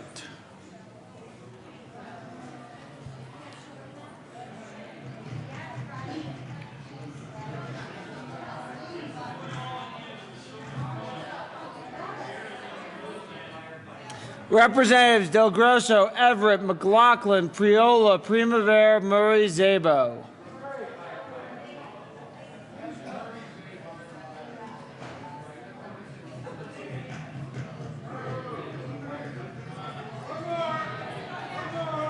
Representative Murray. Close the machine. With 32 aye votes, 33 no votes, 0 excused, and 0 absent, the Dorr Amendment to the report of Committee of the Whole is lost. There are no further amendments. Mr. Kohler, please open the machine, and members proceed to vote on adoption of the report of the Committee of the Whole.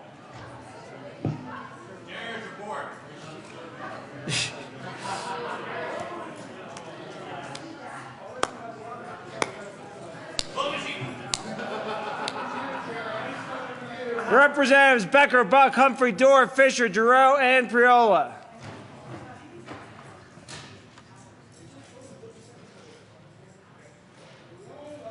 Representative Humphrey, close the machine. With 64 aye votes, 1 meanie, 0 excused, and 0 absent, the report of the Committee of the Whole is adopted. So you want to do Kagan's?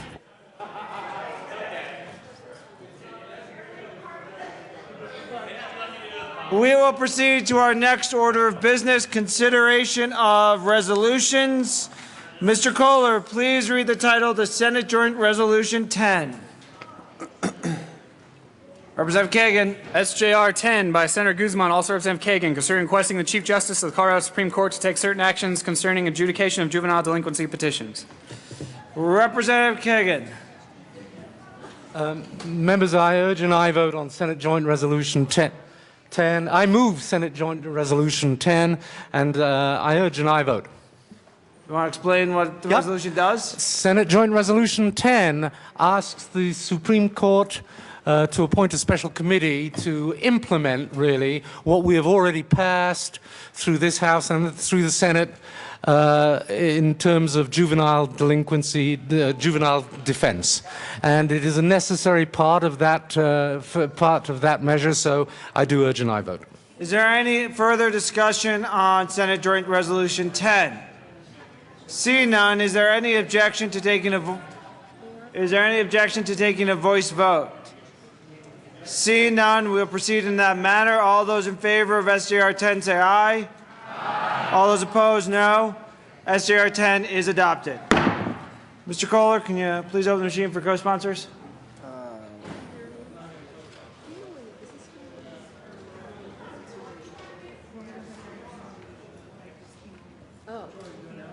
Hey, Ron. I may have screwed up on that. Close the machine. Madam Majority Leader, I believe we have guests tomorrow for the next resolution. So I think, do we want to move to SJR 39, Madam Majority Leader?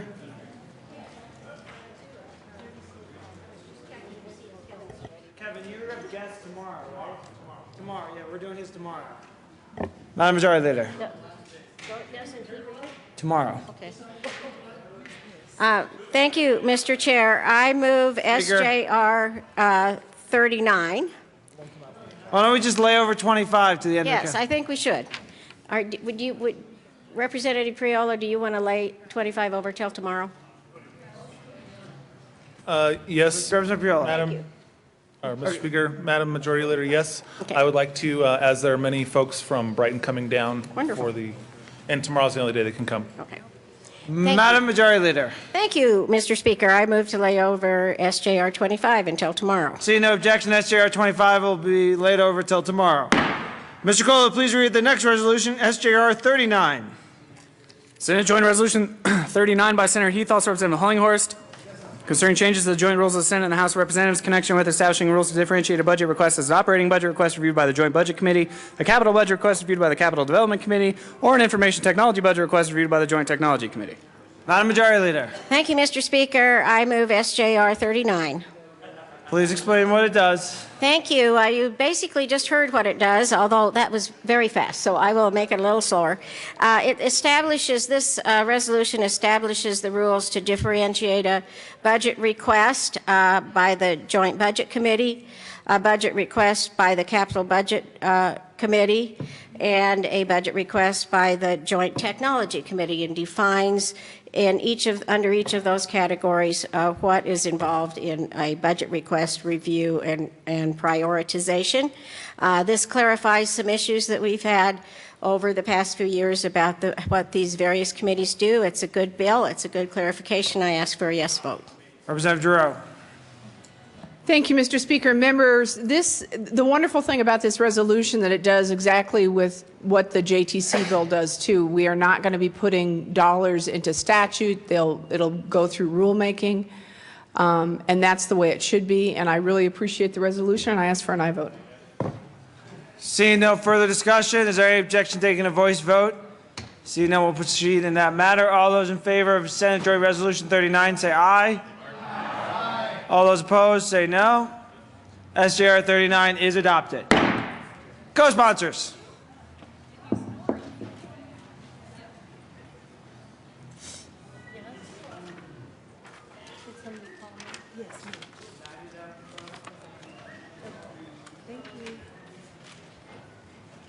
Close the machine.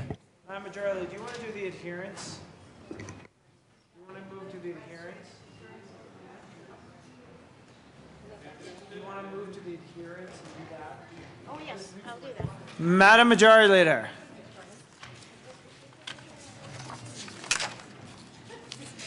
We could, but we could also do consideration of adherence. So if you want to. Yeah, let's just. Senate Joint Resolution 27. We're going to do the adherence. Madam Majority Leader. Thank you, Mr. Speaker. I move that we proceed out of order for consideration of adherence, Senate Joint Resolution 27. Seeing no objection, the House will proceed out of order for consideration of adherence. Mr. Kohler, please read the title to Senate Joint Resolution 27. SGR 27 by Senators King and Newell, also Representatives Exum and Scott, concerning declaring the week of May 11th through 17th, 2014 as Police Week in connection with declaring May 15th, 2014 as Peace Officers Memorial Day. Representative Exum. Thank you, Mr. Speaker. I move that the House recede to the Senate amendment of SJR 027. Please explain what happened. Can you help me with it? You can explain it better than I can. I like that. Rhonda. This has. It was my fault. Mr. Speaker. Thank you, Madam Speaker Pro Tem and Representative Exum. It was my doing that we're in this position, so I appreciate having me actually explain it. So if you remember, we added language in this resolution around Director Clements. The Senate actually then introduced a separate resolution we passed last week, I believe it was, for correctional officers that had Director Clements and other correctional officers who sacrificed for our safety. And so that is put there. This is back to just being dedicated peace officers. So there'll be 2 separate resolutions moving forward, and ask for the House to recede from our position, unfortunately, and actually concur with the Senate. Representative Scott? Thank you, Madam Speaker Pro Tem. Just to further clarify this, there was no intent when we ran this resolution to discourage or disparage any particular group of folks. And we did get some emails from some of the corrections officers, and Representative Exum and I did a tribute to one of those, and we just wanted to make sure that everybody understands that that wasn't intentional on our part, but I think we've got everything cleared up now, and we should be just fine for the future. Ask for an aye vote.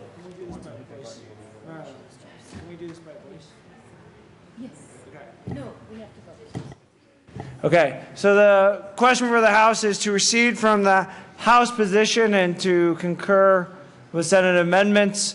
Mr. Kohler, please open the machine, and members proceed to vote.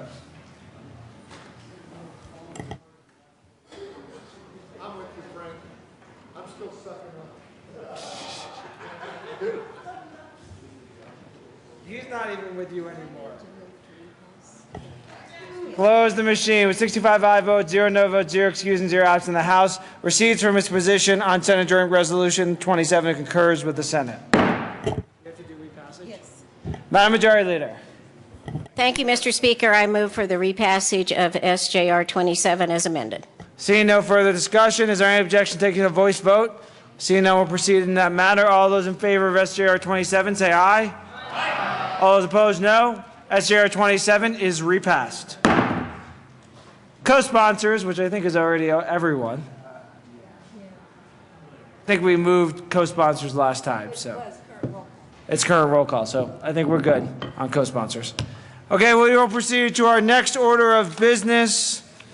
Consideration of Senate amendments to House bills, starting with House Bill 1161. And Ron, if you can show all the bills, because I know there's a lot more than just what's on the calendar, because we've gotten more. Do we have any message from the Senate before we go there, or? Mr. Kohler, do we have any messages from the Senate for more concurrences, or are we in good shape? Okay, so we're good. Okay, Mr. Kohler, please read the title to House Bill 1161. House Bill 1161, Representative Garcia, also Senator Crowder, concerning interstate rail service in southern Colorado in connection with creating a commission and a fund for the purpose of encouraging Amtrak to continue Southwest Chief Rail Line service at all current Colorado stops, expanding such service to include a stop in Pueblo, studying the potential benefits of expanding such service to include a stop in Wallsburg, and making an appropriation. Representative Garcia. Thank you, Mr. Speaker, and I move the House concur in Senate amendments with House Bill 1161. Please explain what the Senate did. Thank you, Mr. Speaker. Members, the Senate removed the 2 senators and representatives who would be serving on the commission. I ask for your aye vote. Is there any further discussion? Seeing none, the question for the House to concur in Senate amendments to House Bill 1161. Mr. Kohler, please open the machine and members proceed to vote.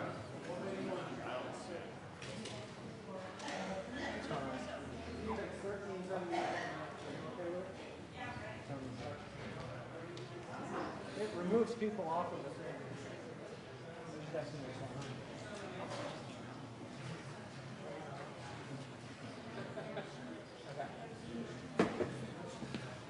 Close the machine with 58 aye votes, 7 Senate sympathizers, 0 excused, and 0 absent. The House concurs in Senate amendments to House Bill 1161. Madam Majority Leader.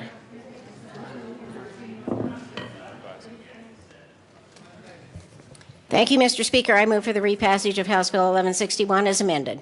Seeing no further discussion, the question for the House is the repassage of House Bill 1161 is amended. Mr. Kohler, please open the machine and members proceed to vote.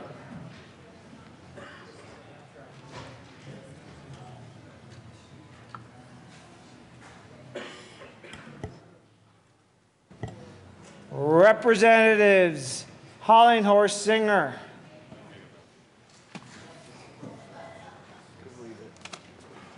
Close the machine with 43 aye votes, 22 no votes, 0 excused, and 0 absent. House Bill 1161 as amended is passed. Repassed. Co-sponsors.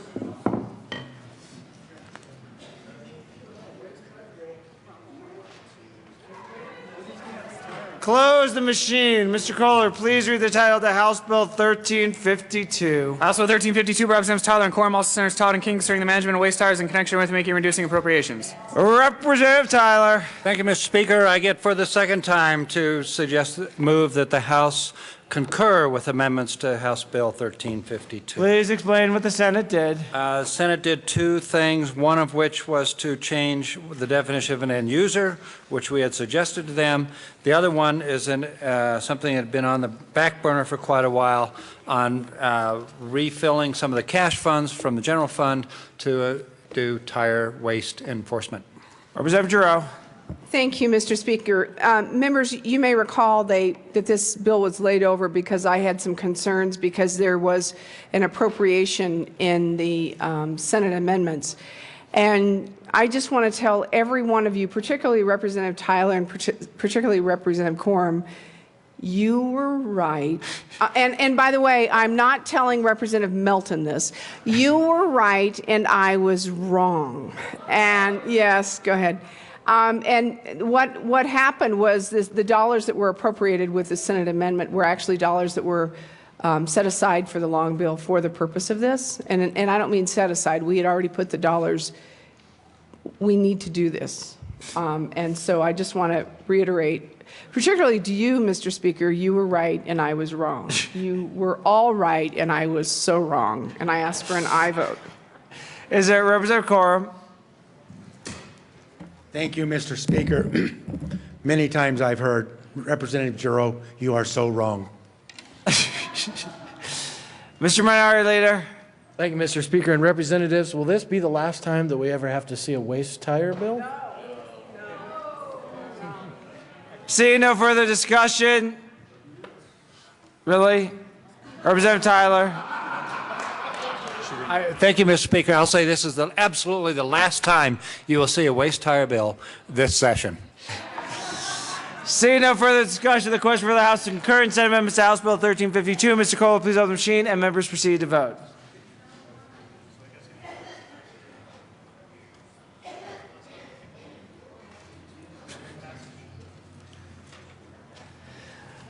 Representatives Pabon, Rankin, and Sonnenberg. Close the machine with 61 aye votes, 4 no votes, 0 excused, and 0 absent. The House concurs in Senate amendments to House Bill 1352. Madam Majority Leader. Thank you, Mr. Speaker. It's with great reluctance that I move for repassage of House Bill 1352 as amended. Representative Moreno.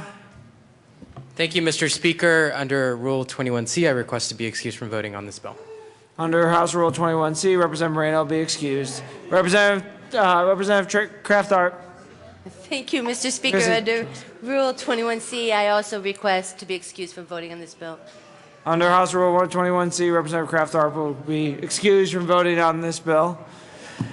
So seeing no further discussion, the question for the House is the repassage of House Bill 1352 as amended. Mr. Kohler, please open the machine, and members, please vote. I'm excited to vote for the last time ever on a waste tire bill. It's the last time for me.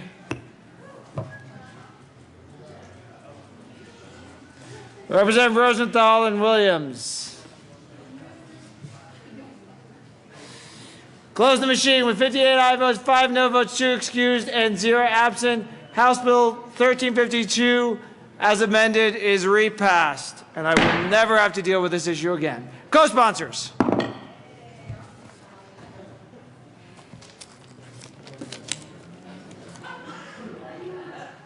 So many people. Close the machine. Mr. Kohler, please read the title to House Bill 1123. House Bill 1123, Representative Labuda, also Senator Brophy, concerning implementation and recommendations of the Committee on Legal Services in connection with legislative review of rules and regulations of state agencies.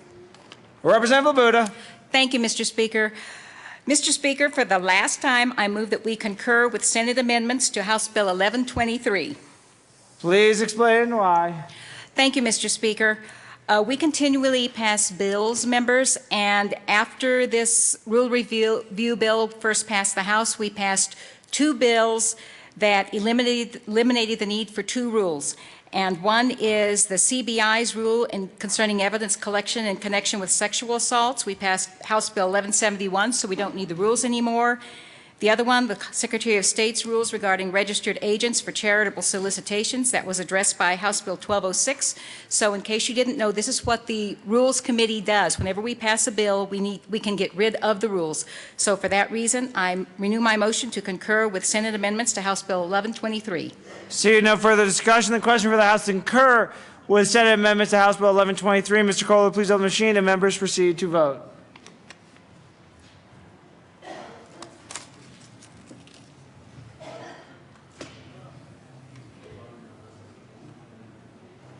Close the machine with 65 aye votes, 0 no votes, 0 excused, and 0 absent. The House concurs in Senate amendments to House Bill 1123. Madam Majority Leader. Thank you, Mr. Speaker. I move the repassage of House Bill 1123 as amended. Seeing no discussion, the question for the House, the repassage of House Bill 1123 is amended. Mr. Kohler, please open the machine, and members proceed to vote.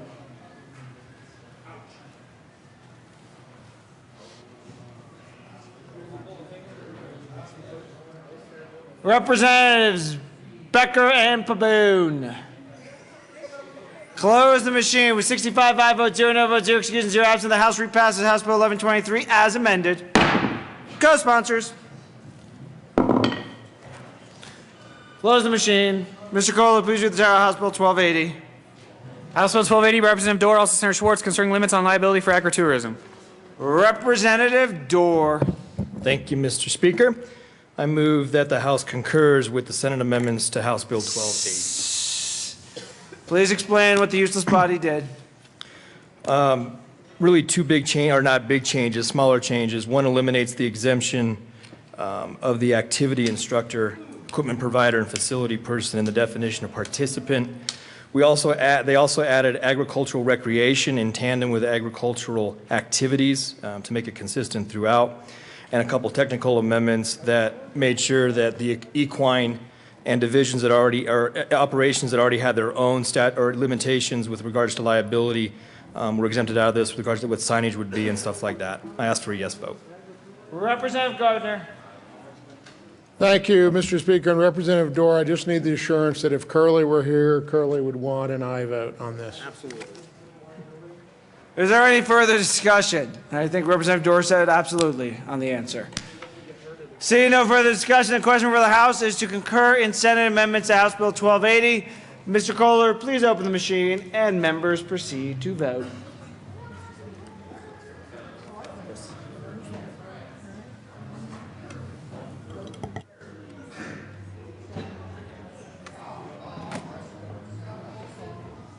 Representative Lebsack. Close the machine with 65 aye votes, 0 no votes, 0 excused, and 0 absent. The House concurs in Senate amendment to House Bill 1280. Madam Majority Leader.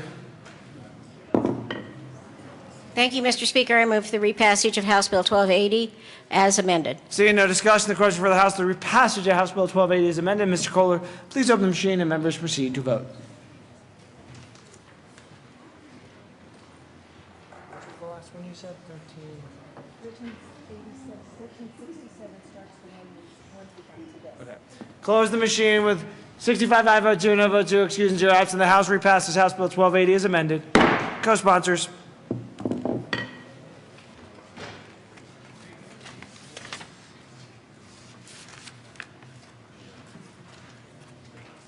Close the machine.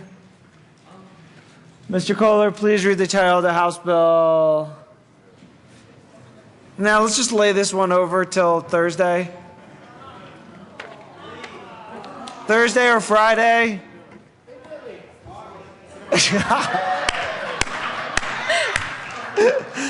Ooh, Mr. Kohler, please read the title of the House Bill 1089. House Bill 1089 by Representative Hamner, also Senator Schwartz, concerning the qualification for a person to use the 10th Mountain Division license plate. Okay, fine. Representative Hamner. Thank you, Mr. Speaker. I move that the House concurs in Senate amendments to House Bill 1089. Please explain what the Senate did with a useless bill to make it more useless. Now, Mr. Speaker, this could be your last chance to vote yes on a very good license plate bill, so please listen. Okay, see, it was the hair thing. I got a little cocky. All right. Well, it took the Senate a really long time because they got very confused. You know how they are. But at the end of the day, the amendments they provided to this bill offer clarification to users of the 10th Mountain Division license plate so that it's clear whether the person who displays the plate is actually a veteran of the 10th Mountain Division or is a supporter of the 10th Mountain Division. So with that, I ask for your support, and yours too, Mr. Speaker. So the question for the House is basically a strike below from the Senate. And to concur in those Senate amendments to House Bill 1089, seeing no further discussion, Mr. Kohler, please open the machine and members proceed to vote.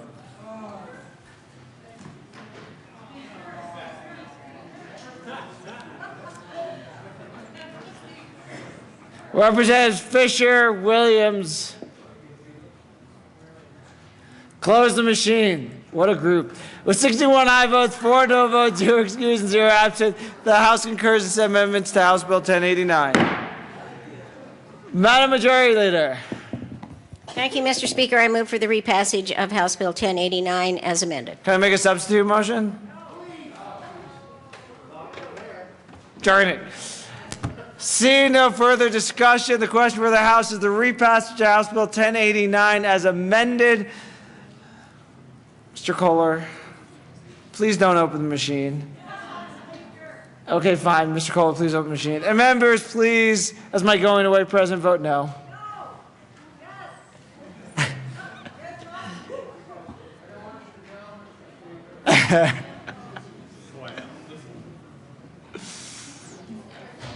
Representatives Buckner, Exum, Crafthar, Peniston, Vigil, and the Williams.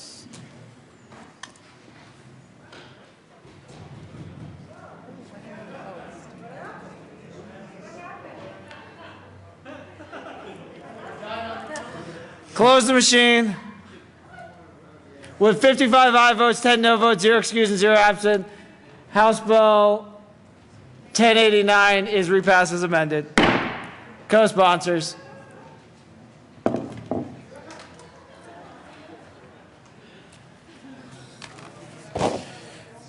Close the machine. Mr. Kohler, please read the title to House Bill 1096. House Bill 1096, Representative Vigil, also Senator Schwartz, concerning underfunded courthouse facilities grant program in connection with making and reducing appropriations.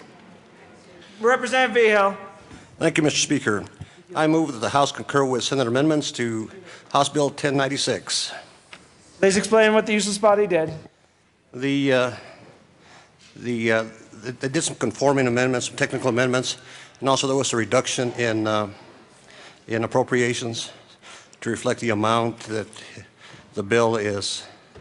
It is now, which is 1.1 million, and that's what they did, and ask for a yes vote. Is there any further discussion? Seeing none, the question for the House to concur in Senate amendments to House Bill 1096. Mr. Kohler, please open the machine and members proceed to vote.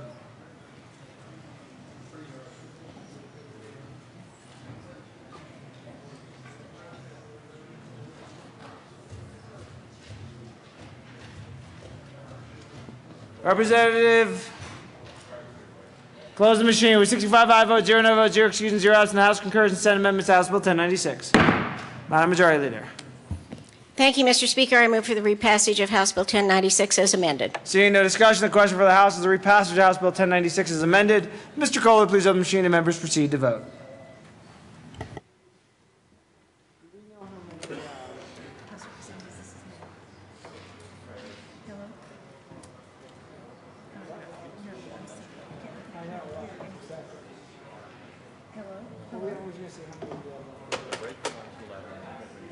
So like 3?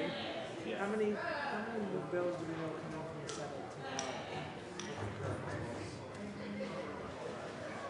Close the machine. With 42 aye votes, 23 no votes, 0 excused, and 0 absent, the House repasses House Bill 1096 as amended. Co-sponsors.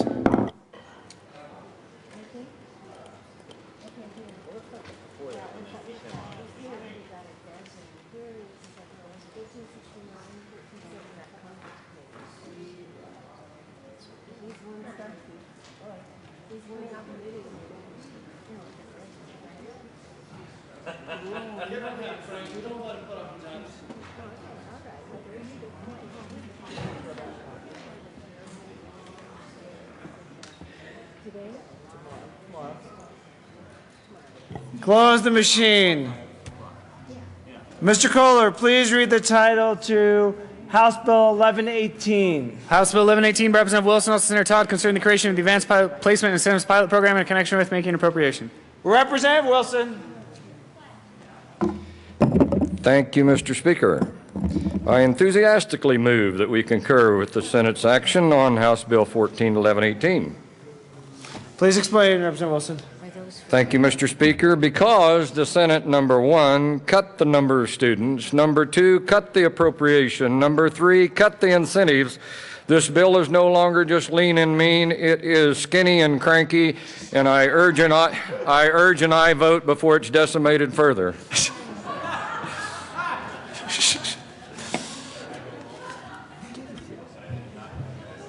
Seeing no further discussion on this not so lean and mean bill anymore, Mr. Kohler, please open the machine, and members proceed to vote on concurrence to Senate amendments on House Bill 1118.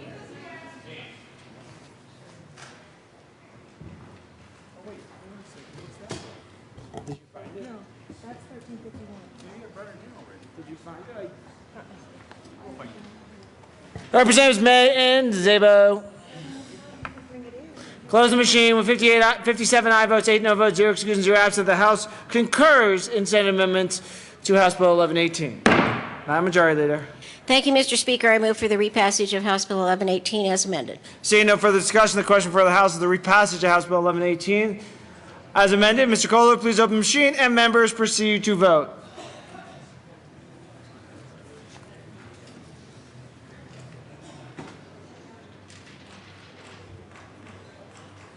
Representatives Gardner, McNulty, and Szabo. Close the machine. With 56 aye votes, 9 no votes, 0 excused, and 0 absent, the House repasses House Bill 1118 as amended. Mr. Kohler, please open the machine for co-sponsors.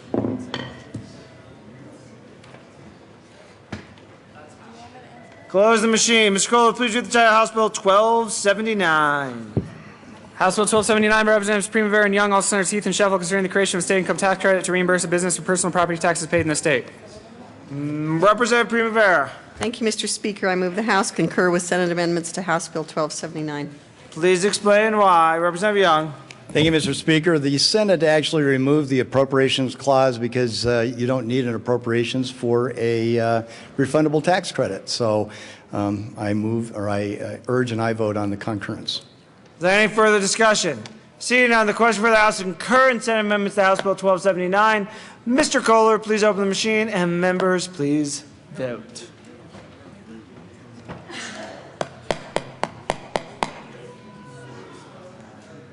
Representatives Del Grosso, Lawrence, McNulty, Young, and Szabo.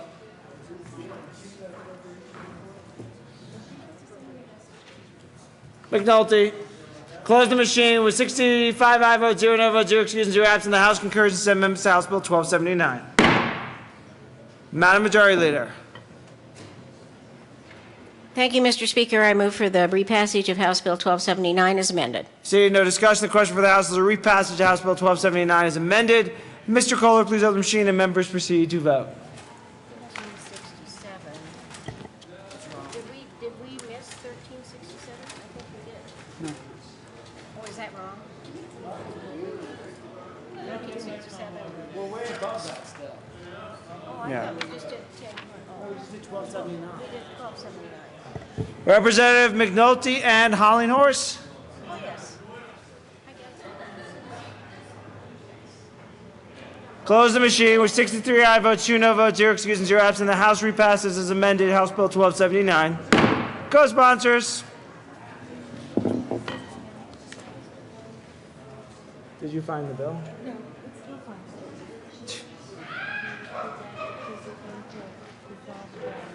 Close the machine. Mr. Kohler, please read the title of House Bill 1281.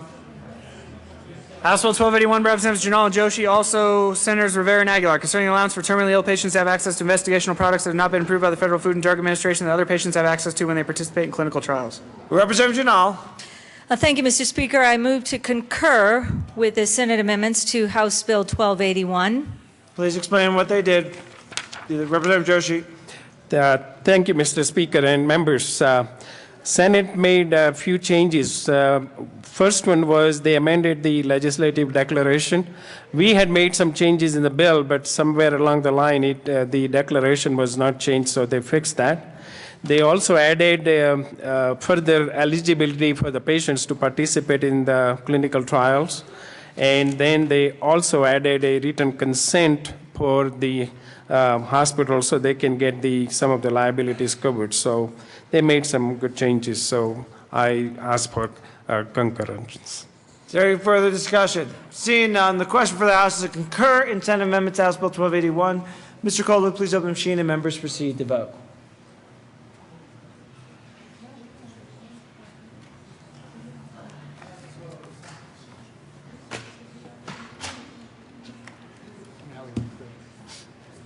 Representative, close the machine with 65 aye votes, 0 no votes, 0 excused, 0 absent. The House concurs in Senate Amendment to House Bill 1281.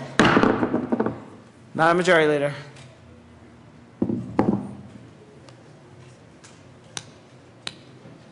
Thank you, Mr. Speaker. I move for the repassage of House Bill 1281 as amended. Seeing no discussion, the question for the House is the repassage of House Bill 1281 as amended. Mr. Kohler, please open the machine and members proceed to vote.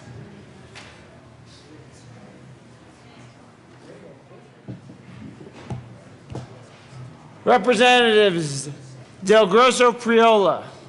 Close the machine with 65 aye votes, 0 no votes, 0 excused, 0 absent. The House repasses House Bill 1281 as amended. Co-sponsors.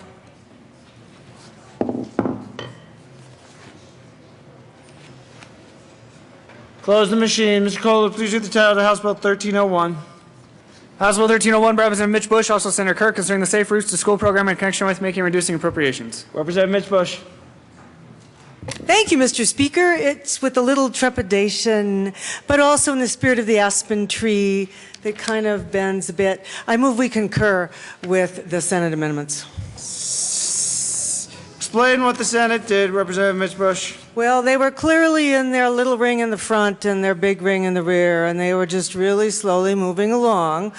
But they did, in fact, change the granting formula to provide for 100% of non-infrastructure grants instead of a mixture of infrastructure and non-infrastructure, and that would be repealed July 1st, 2015. The second thing they did was to put a repeal date of July 1st, 2015 on the safeguards we put on the funding should the federal government decide to refund. Is there any further discussion? Seeing none, the question for the House is to concur in Senate amendments to House Bill 1301. Mr. Kohler, please open the machine, and members proceed to vote.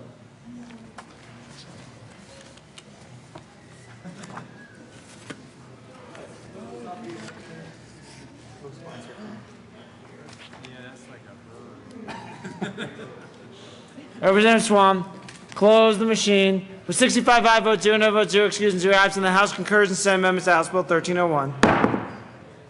Madam Majority Leader.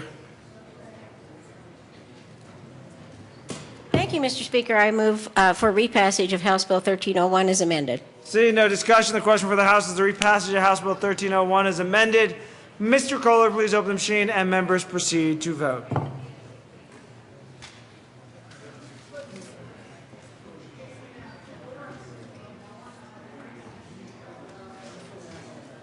Representatives Coram, Gardner, and Waller. Close the machine. With 47 aye votes, 18 no votes, 0 excused, and 0 absent, House Bill 1301 as amended is repassed. Co-sponsors. Close the machine. Mr. Kohler, please read the title of House Bill 1311. House Bill 1311 by Representatives Garcia and Dorr, also Senators Stebbins and Crowder, concerning the credit against the state income tax for the costs incurred in connection with the preservation of historic structures and in connection with making and reducing appropriations. Representative Dorr. Thank you, Mr. Speaker. I move the House concur with Senate amendments to House Bill 1311. Please explain what they did, Representative Dorr. Thank you, Mr. Speaker. First, the Senate worked to further that there would be opportunities with DOR and OEDIT to ensure that they have the necessary tools to implement this program. There was some clarifying language regarding the calendar year versus fiscal year. And the Senate, not being able to figure things out themselves, looked to other states around us and said, hey, they got some decent ideas, and put those into the bill, and it turns out they were decent ideas from other states. So I ask for a yes vote. Is there any further discussion? Seeing none, the question for the House is to concur in Senate Amendment to House Bill 1311. Mr. Kohler, please open the machine, and members proceed to vote.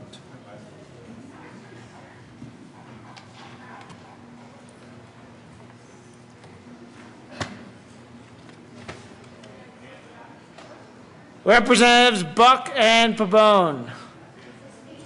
Close the machine. 65 aye vote, 0 no vote, 0 excuse and 0 absent. The House concurs in Senate Amendment to House Bill 1311. Madam Majority Leader. Thank you, Mr. Speaker. I move for the repassage of House Bill 1311 as amended.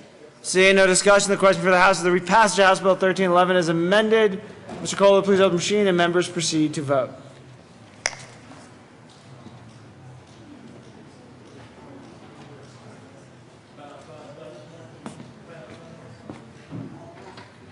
Representative Buck. Close the machine with 55 aye votes, 10 no votes, 0 excused, and 0 absent. House Bill 1311 as amended is repassed. Co-sponsors.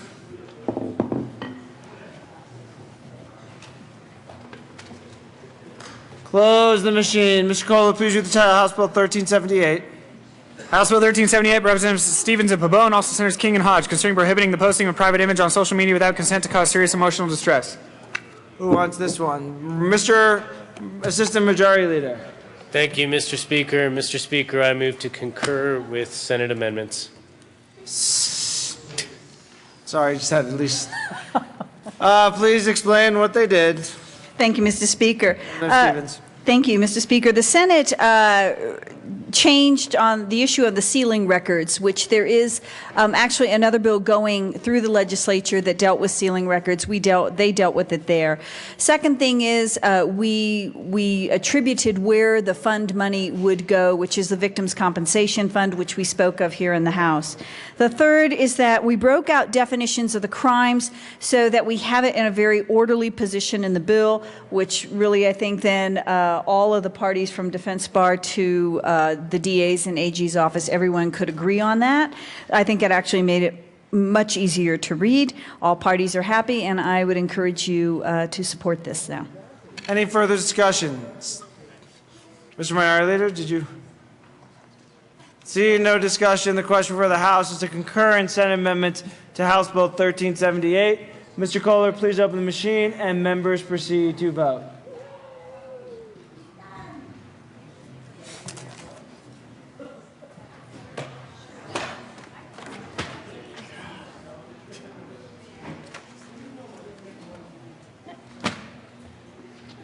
Representative Landgraf and Landgraf. Close the machine with 65 aye votes, 0 no votes, 0 excused, and 0 absent. The House concurs in Senate amendments to House Bill 1378.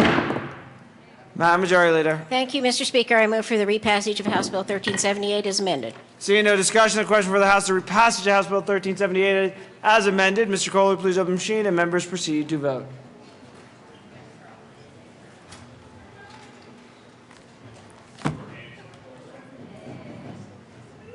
Representatives Kraftarp and Lepsak. Close the machine with 65 aye votes, 0 no votes, 0 excused, and 0 absent. House Bill 1378 as amended is repassed. Co-sponsors.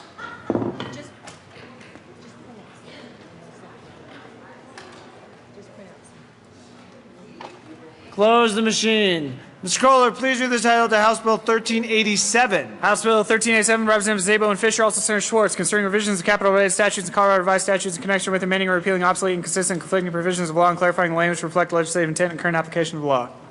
Who wants to go first? Madam Assistant Minority Leader. Thank you, Mr. Speaker. And members, I move that we concur with Senate amendments. Please explain what they did. Thank you, Mr. Speaker. Fisher.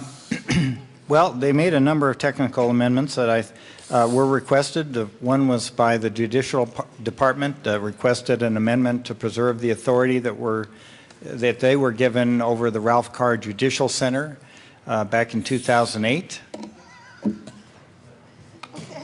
Madam Assistant Minority Leader. Thank you. And there were some other technical amendments.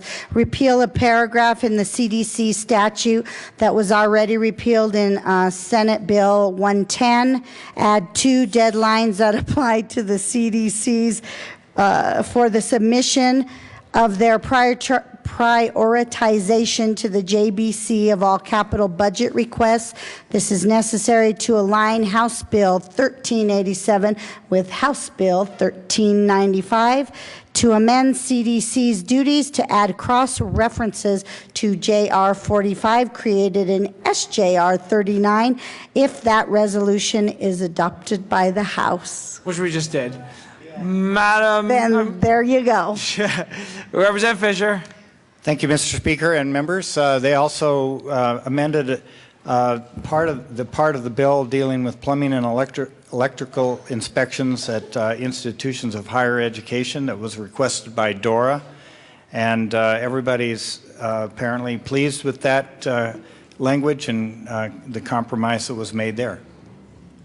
Madam Assistant Minority Leader. And last but not least, they had an amendment that was added to provide the Department of Public Safety the authority to purchase specific real property that the CDC reviewed in March and approved. The JBC included the appropriation for the purpose in the long bill that the General Assembly just passed. But the controller felt that specific authority to purchase the property was necessary. Actually, Representative Fisher, you've already spoken twice. Oh. Sorry. What do you want to say, Fisher? She made the motion. She could actually speak more than twice. Randy. Representative Fisher. Come back. I think your friend's going to help you. Let him push us around. Representative Sonnenberg. Thank you, Mr. Speaker. For my first time, I am going to do a ventriloquist act with Representative Fisher here. Follow me the second time. Representative Sonnenberg. Here we go. Okay. Yes, members, what I was going to say was that Miss Van Morik and Miss Donaldson are legal services, bill drafter, and the Ledge Council deserve much credit for the work on this bill and for these amendments as well. So I ask for your aye vote on the amendments. Thank you, Representative Sonnenberg. That was amazing. Seeing no further discussion, the question for the House to concur in Senate amendments to House Bill 1387. Mr. Kohler, please open the machine, and members proceed to vote.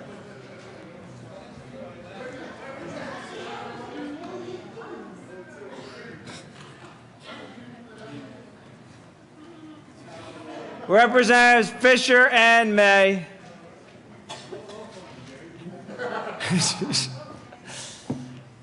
Close the machine with 65 aye votes, 0 no votes, 0 excused, and 0 absent. The House concurs in Senate amendments to House Bill 1387. Madam Majority Leader.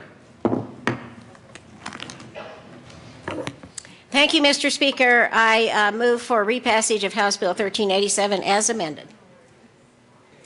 Seeing no further discussion, the question for the House is the repassage of House Bill 1387 as amended. Mr. Kohler, please open the machine, and members proceed to vote.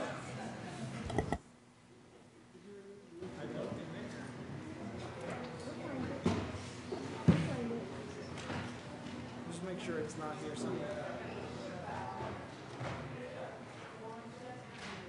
Close the machine with 65 aye votes, 0 no votes, 0 excused, and 0 absent. The House repasses House Bill 1387 as amended.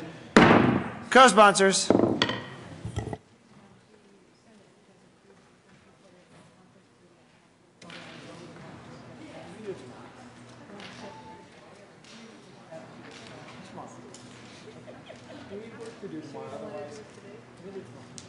Close the machine. Mr. Kohler, please read the title to House Bill 1367.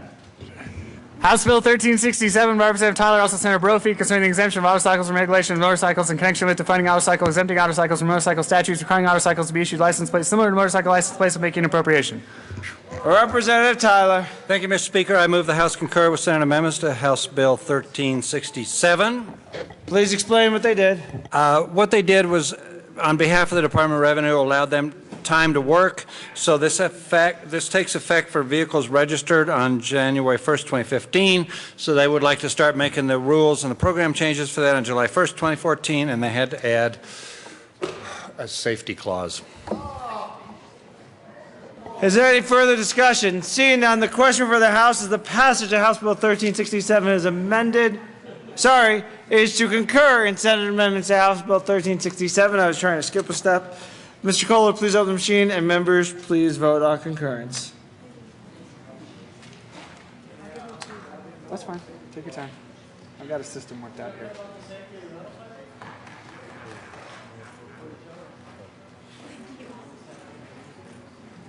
Close the machine. With 53 aye votes, 12 no votes, 0 excused, and 0 absent, the House concurs in Senate amendments to House Bill 1367.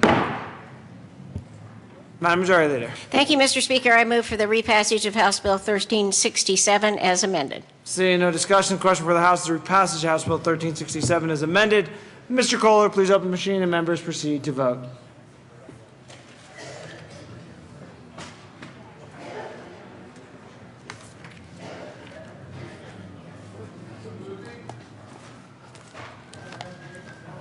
Close the machine. With 65 aye votes, 0 no votes, 0 excused, and 0 absent, the House repasses House Bill 1367 as amended.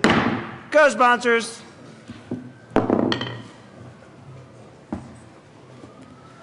Close the machine. Mr. Kohler, please read the title to House Bill 1002.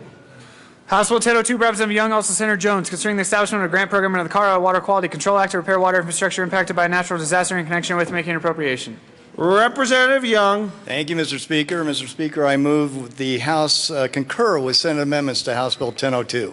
Please explain what they did, Representative Young. Thank you, Mr. Speaker. This is a flood bill, ladies and gentlemen, and the original intent was that we would try to provide funding for about 10% of the water and water infrastructure that was damaged in the floods. By the time the bill got over to the Senate, we realized that the damage was much greater, in the neighborhood of about $170 million, and so the Senate added $5 more million on in order to have a $17 million appropriation. I ask for your aye vote. Is there any further discussion? Seeing none, the question for the House is the passage of House Bill is to concur in Senate amendments to House Bill 1002. Mr. Kohler, please open the machine, and members proceed to vote.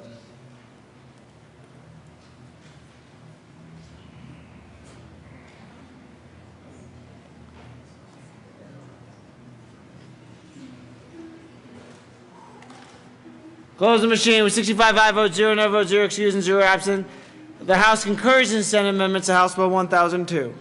Madam Majority Leader. Thank you, Mr. Speaker. I move for the repassage of House Bill 1002 as amended. Seeing no discussion, the question for the House is the repassage of House Bill 1002 as amended. Mr. Kohler, please open the machine, and members proceed to vote.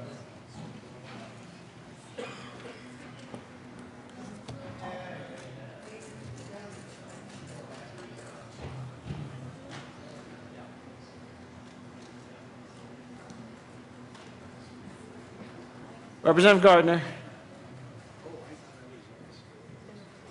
Close the machine. With 56 aye votes, 9 no votes, 0 excused, and 0 absent, the House repasses House Bill 1002 as amended. Co-sponsors.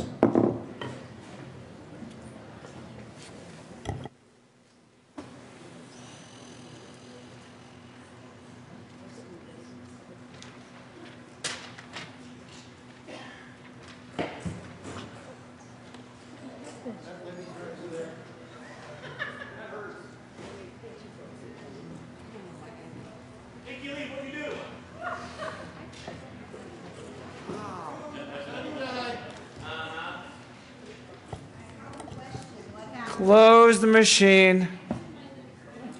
We're going to go through about, we're going to do 3 more bills, and then we will break.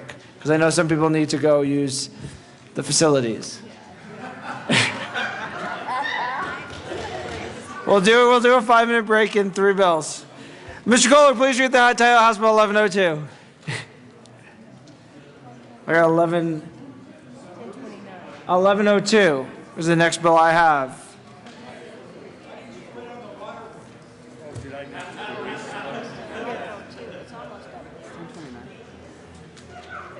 Or maybe it's, did we just do, no. What? It's out of order? So how about, what are we at, 1029? Why don't we do whichever the one you have, Mr. Kohler, next? Oh, all right. House Bill 1029 by Representative Primavera, also Senator Todd, concerning recodification of the laws governing reserved parking for persons with disabilities in connection with making and reducing appropriations. Representative Primavera. Thank you, Mr. Speaker. The Senate, I move the House concur with Senate amendments to House Bill 1029. Please explain what they did. Thank you, Mr. Speaker. The Senate made several changes at the request of the disability community. One change was that reserved parking placards issued before January 1st, 2005 expire on the effective date of this act to eliminate placards without any expiration dates. They also made a technical amendment. We had said that the Department of Revenue would promulgate rules about forms, and they changed it to application and renewal forms. A person is prohibited from selling reserved parking from common ownership in multiple family dwellings. A peace officer may enforce reserved parking established by visible pavement markings where there is no upright sign. They declared that reserved parking is an issue of statewide concern. This ensures that people have equal access to goods and services essential to daily life, and that there's not a patchwork of enforcement laws throughout the state. I ask for an aye vote. Is there any further discussion? Seeing none, the question for the House is to concur in Senate amendments to House Bill 1029. Mr. Kohler, please open the machine, and members proceed to vote.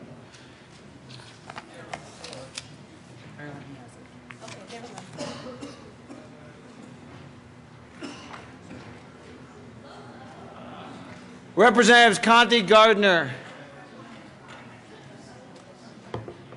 Close the machine with 63 aye votes, 2 no votes, 0 excused, and 0 absent. The House concurs in Senate amendments to House Bill 1029. Madam Majority Leader.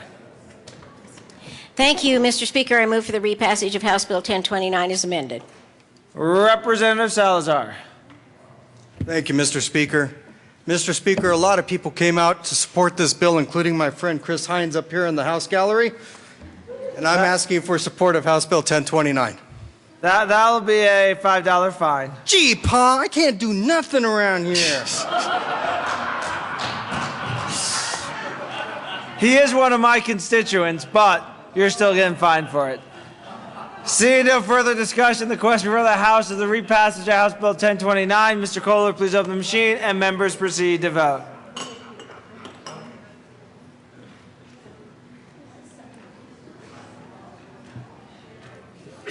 Representatives Buckner, Conti, Everett, McLaughlin, McNulty, Salazar, Priola, and Stevens.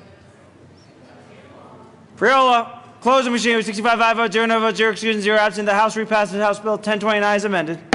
Co-sponsors.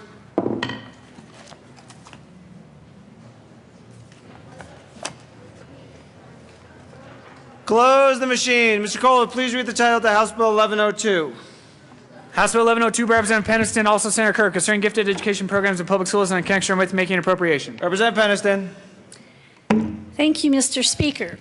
With my shoulders back, my head held high, and a smile on my face, because that's how I promised to do this, I move we concur with Senate amendments to House Bill 1102.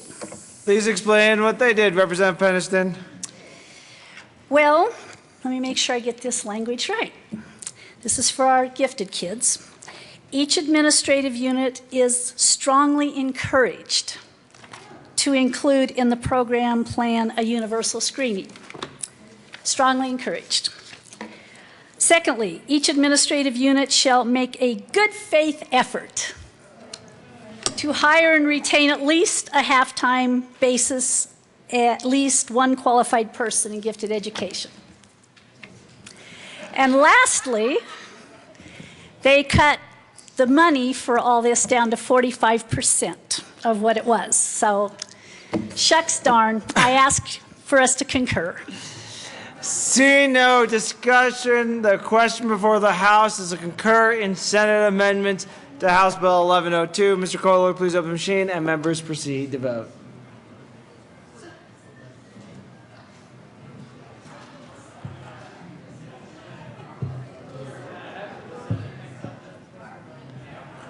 Representatives Janal, Hollinghorst, and that's it. Close the machine with 51 aye votes, with 52 aye votes, 13 no votes, 0 excuses, 0 absent. The House concurs in Senate amendments to House Bill 1102. Madam Majority Leader. Thank you, Mr. Speaker. I move for the repassage of House Bill 1102 as amended. Seeing no discussion, the question for the House is the repassage of House Bill 1102 as amended. Mr. Kohler, please open the machine, and members proceed to vote.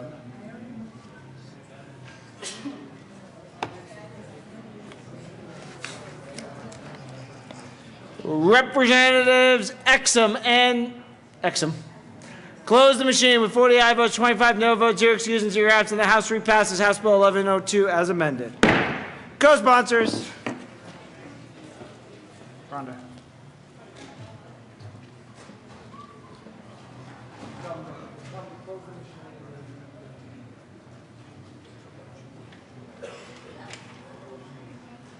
Close the machine.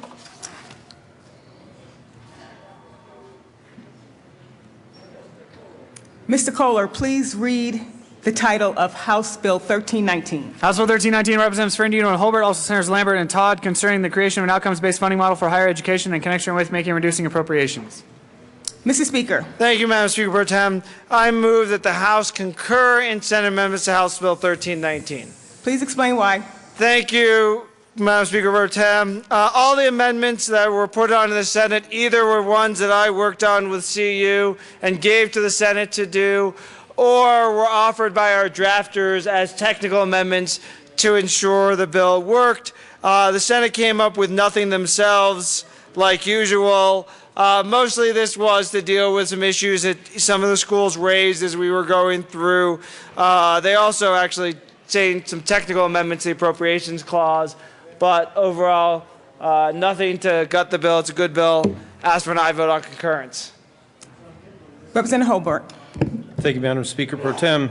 Members, I join Speaker Ferrandino in asking for concurrence with Senate amendments. This is a symphony, a masterpiece of work from the Senate, and we truly, truly need to respect the higher level of work that they were able to accomplish on 1319 and ask for concurrence. Mr. Speaker. Thank you, Madam Speaker Pro Tem. Is there a way, and I'm not sure under the rules, to remove Representative Holbert as a co-sponsor of my bill? Representative Giroux. Thank you, Madam Speaker Pro Tem. Members, I think this bill and the consideration of the concurrence is a very good conversation to have. Higher education is so important in the state. For instance, my 14th cousin, Craig Harper, who actually works on the Joint Budget Committee, and his daughter Cecilia and his son Wilson are here to see that we do the good work. And we'd like to say hello. Is there further discussion? Seeing none, Mr. Kohler, please open the machine, and members please proceed to vote.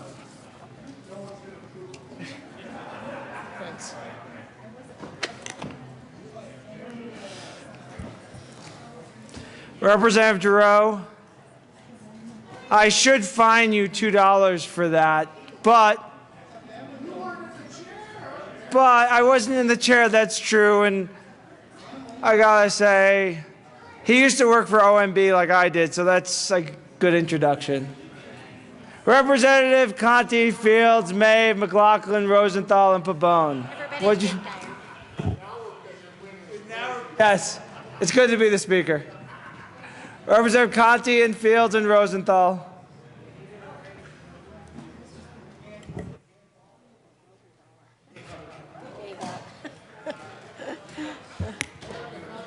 Okay, Conti, Fields, and Rosenthal. Did Conti have to go? Couldn't wait? I think she... Please excuse Representative Conti. And she is fine $5. Oh, that's nice. Close the machine with 64 aye votes, 0 no votes, 1 excused, and 0 absent. The House concurs in Senate amendments to House Bill 1319. Madam Majority Leader. Thank you, Mr. Speaker. I move for the adoption of House Bill 1319 as amended. Seeing no discussion, the question for the House of the repassage of House Bill 1319 is amended. Mr. Kohler, please open the machine, and members, please vote yes on this great bill. I'm not sure. It might not. We still got one bill over in the Senate, so we're not sure if it's my last. Probably.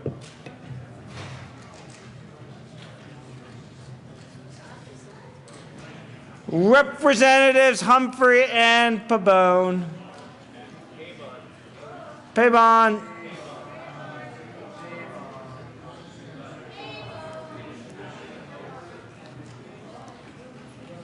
Close the machine with 59 aye votes, 5 lucky they only have one more day as Speaker, 1 excused and 0 absent. The House repasses House Bill 1319 as amended. Actually, I still have 200 and some odd days as Speaker, but just don't forget that. So, co-sponsors.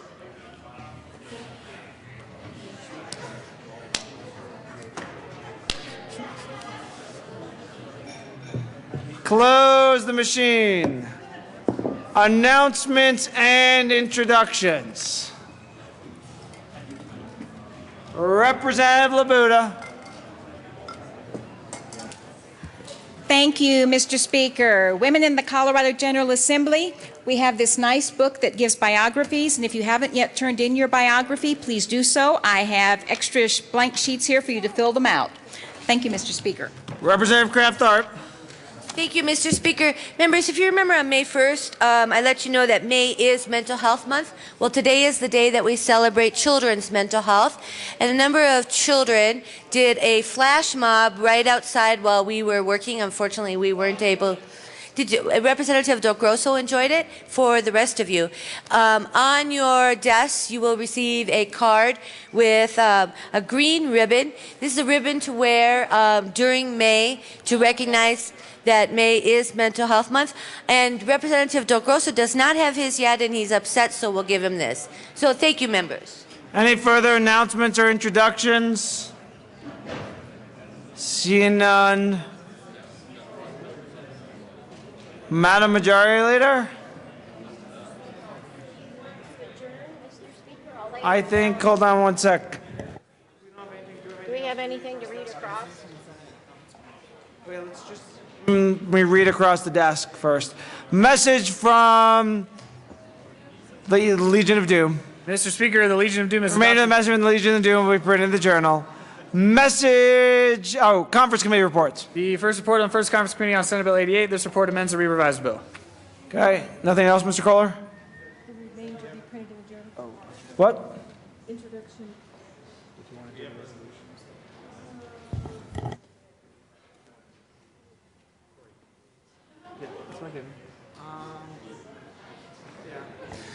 Introduction of resolutions. HJR 1021 by Representative Szabo concerning protection of the bald eagle in relation to renewable energy production. House Joint Resolution 1021 assigned to Committee on State Veterans and Military Affairs. House Resolution 1006 by Representative Swam concerning National Parents' Day. House Resolution 1006 is laid over one day under the rules. Madam Majority Leader. Thank you, Mr. Speaker. I move to lay over the balance of the calendar until our last day tomorrow, May 7. Seeing no objection, the House, the balance of calendar will be laid over till tomorrow. Madam Majority Leader. Thank you, Mr. Speaker. I move that the House stand in adjournment until tomorrow, May 7th. At what time? No, at 9 a.m. Seeing no objection, the House will stand adjourned until 9 a.m. tomorrow morning, the last day of the 69th regular session of the General Assembly.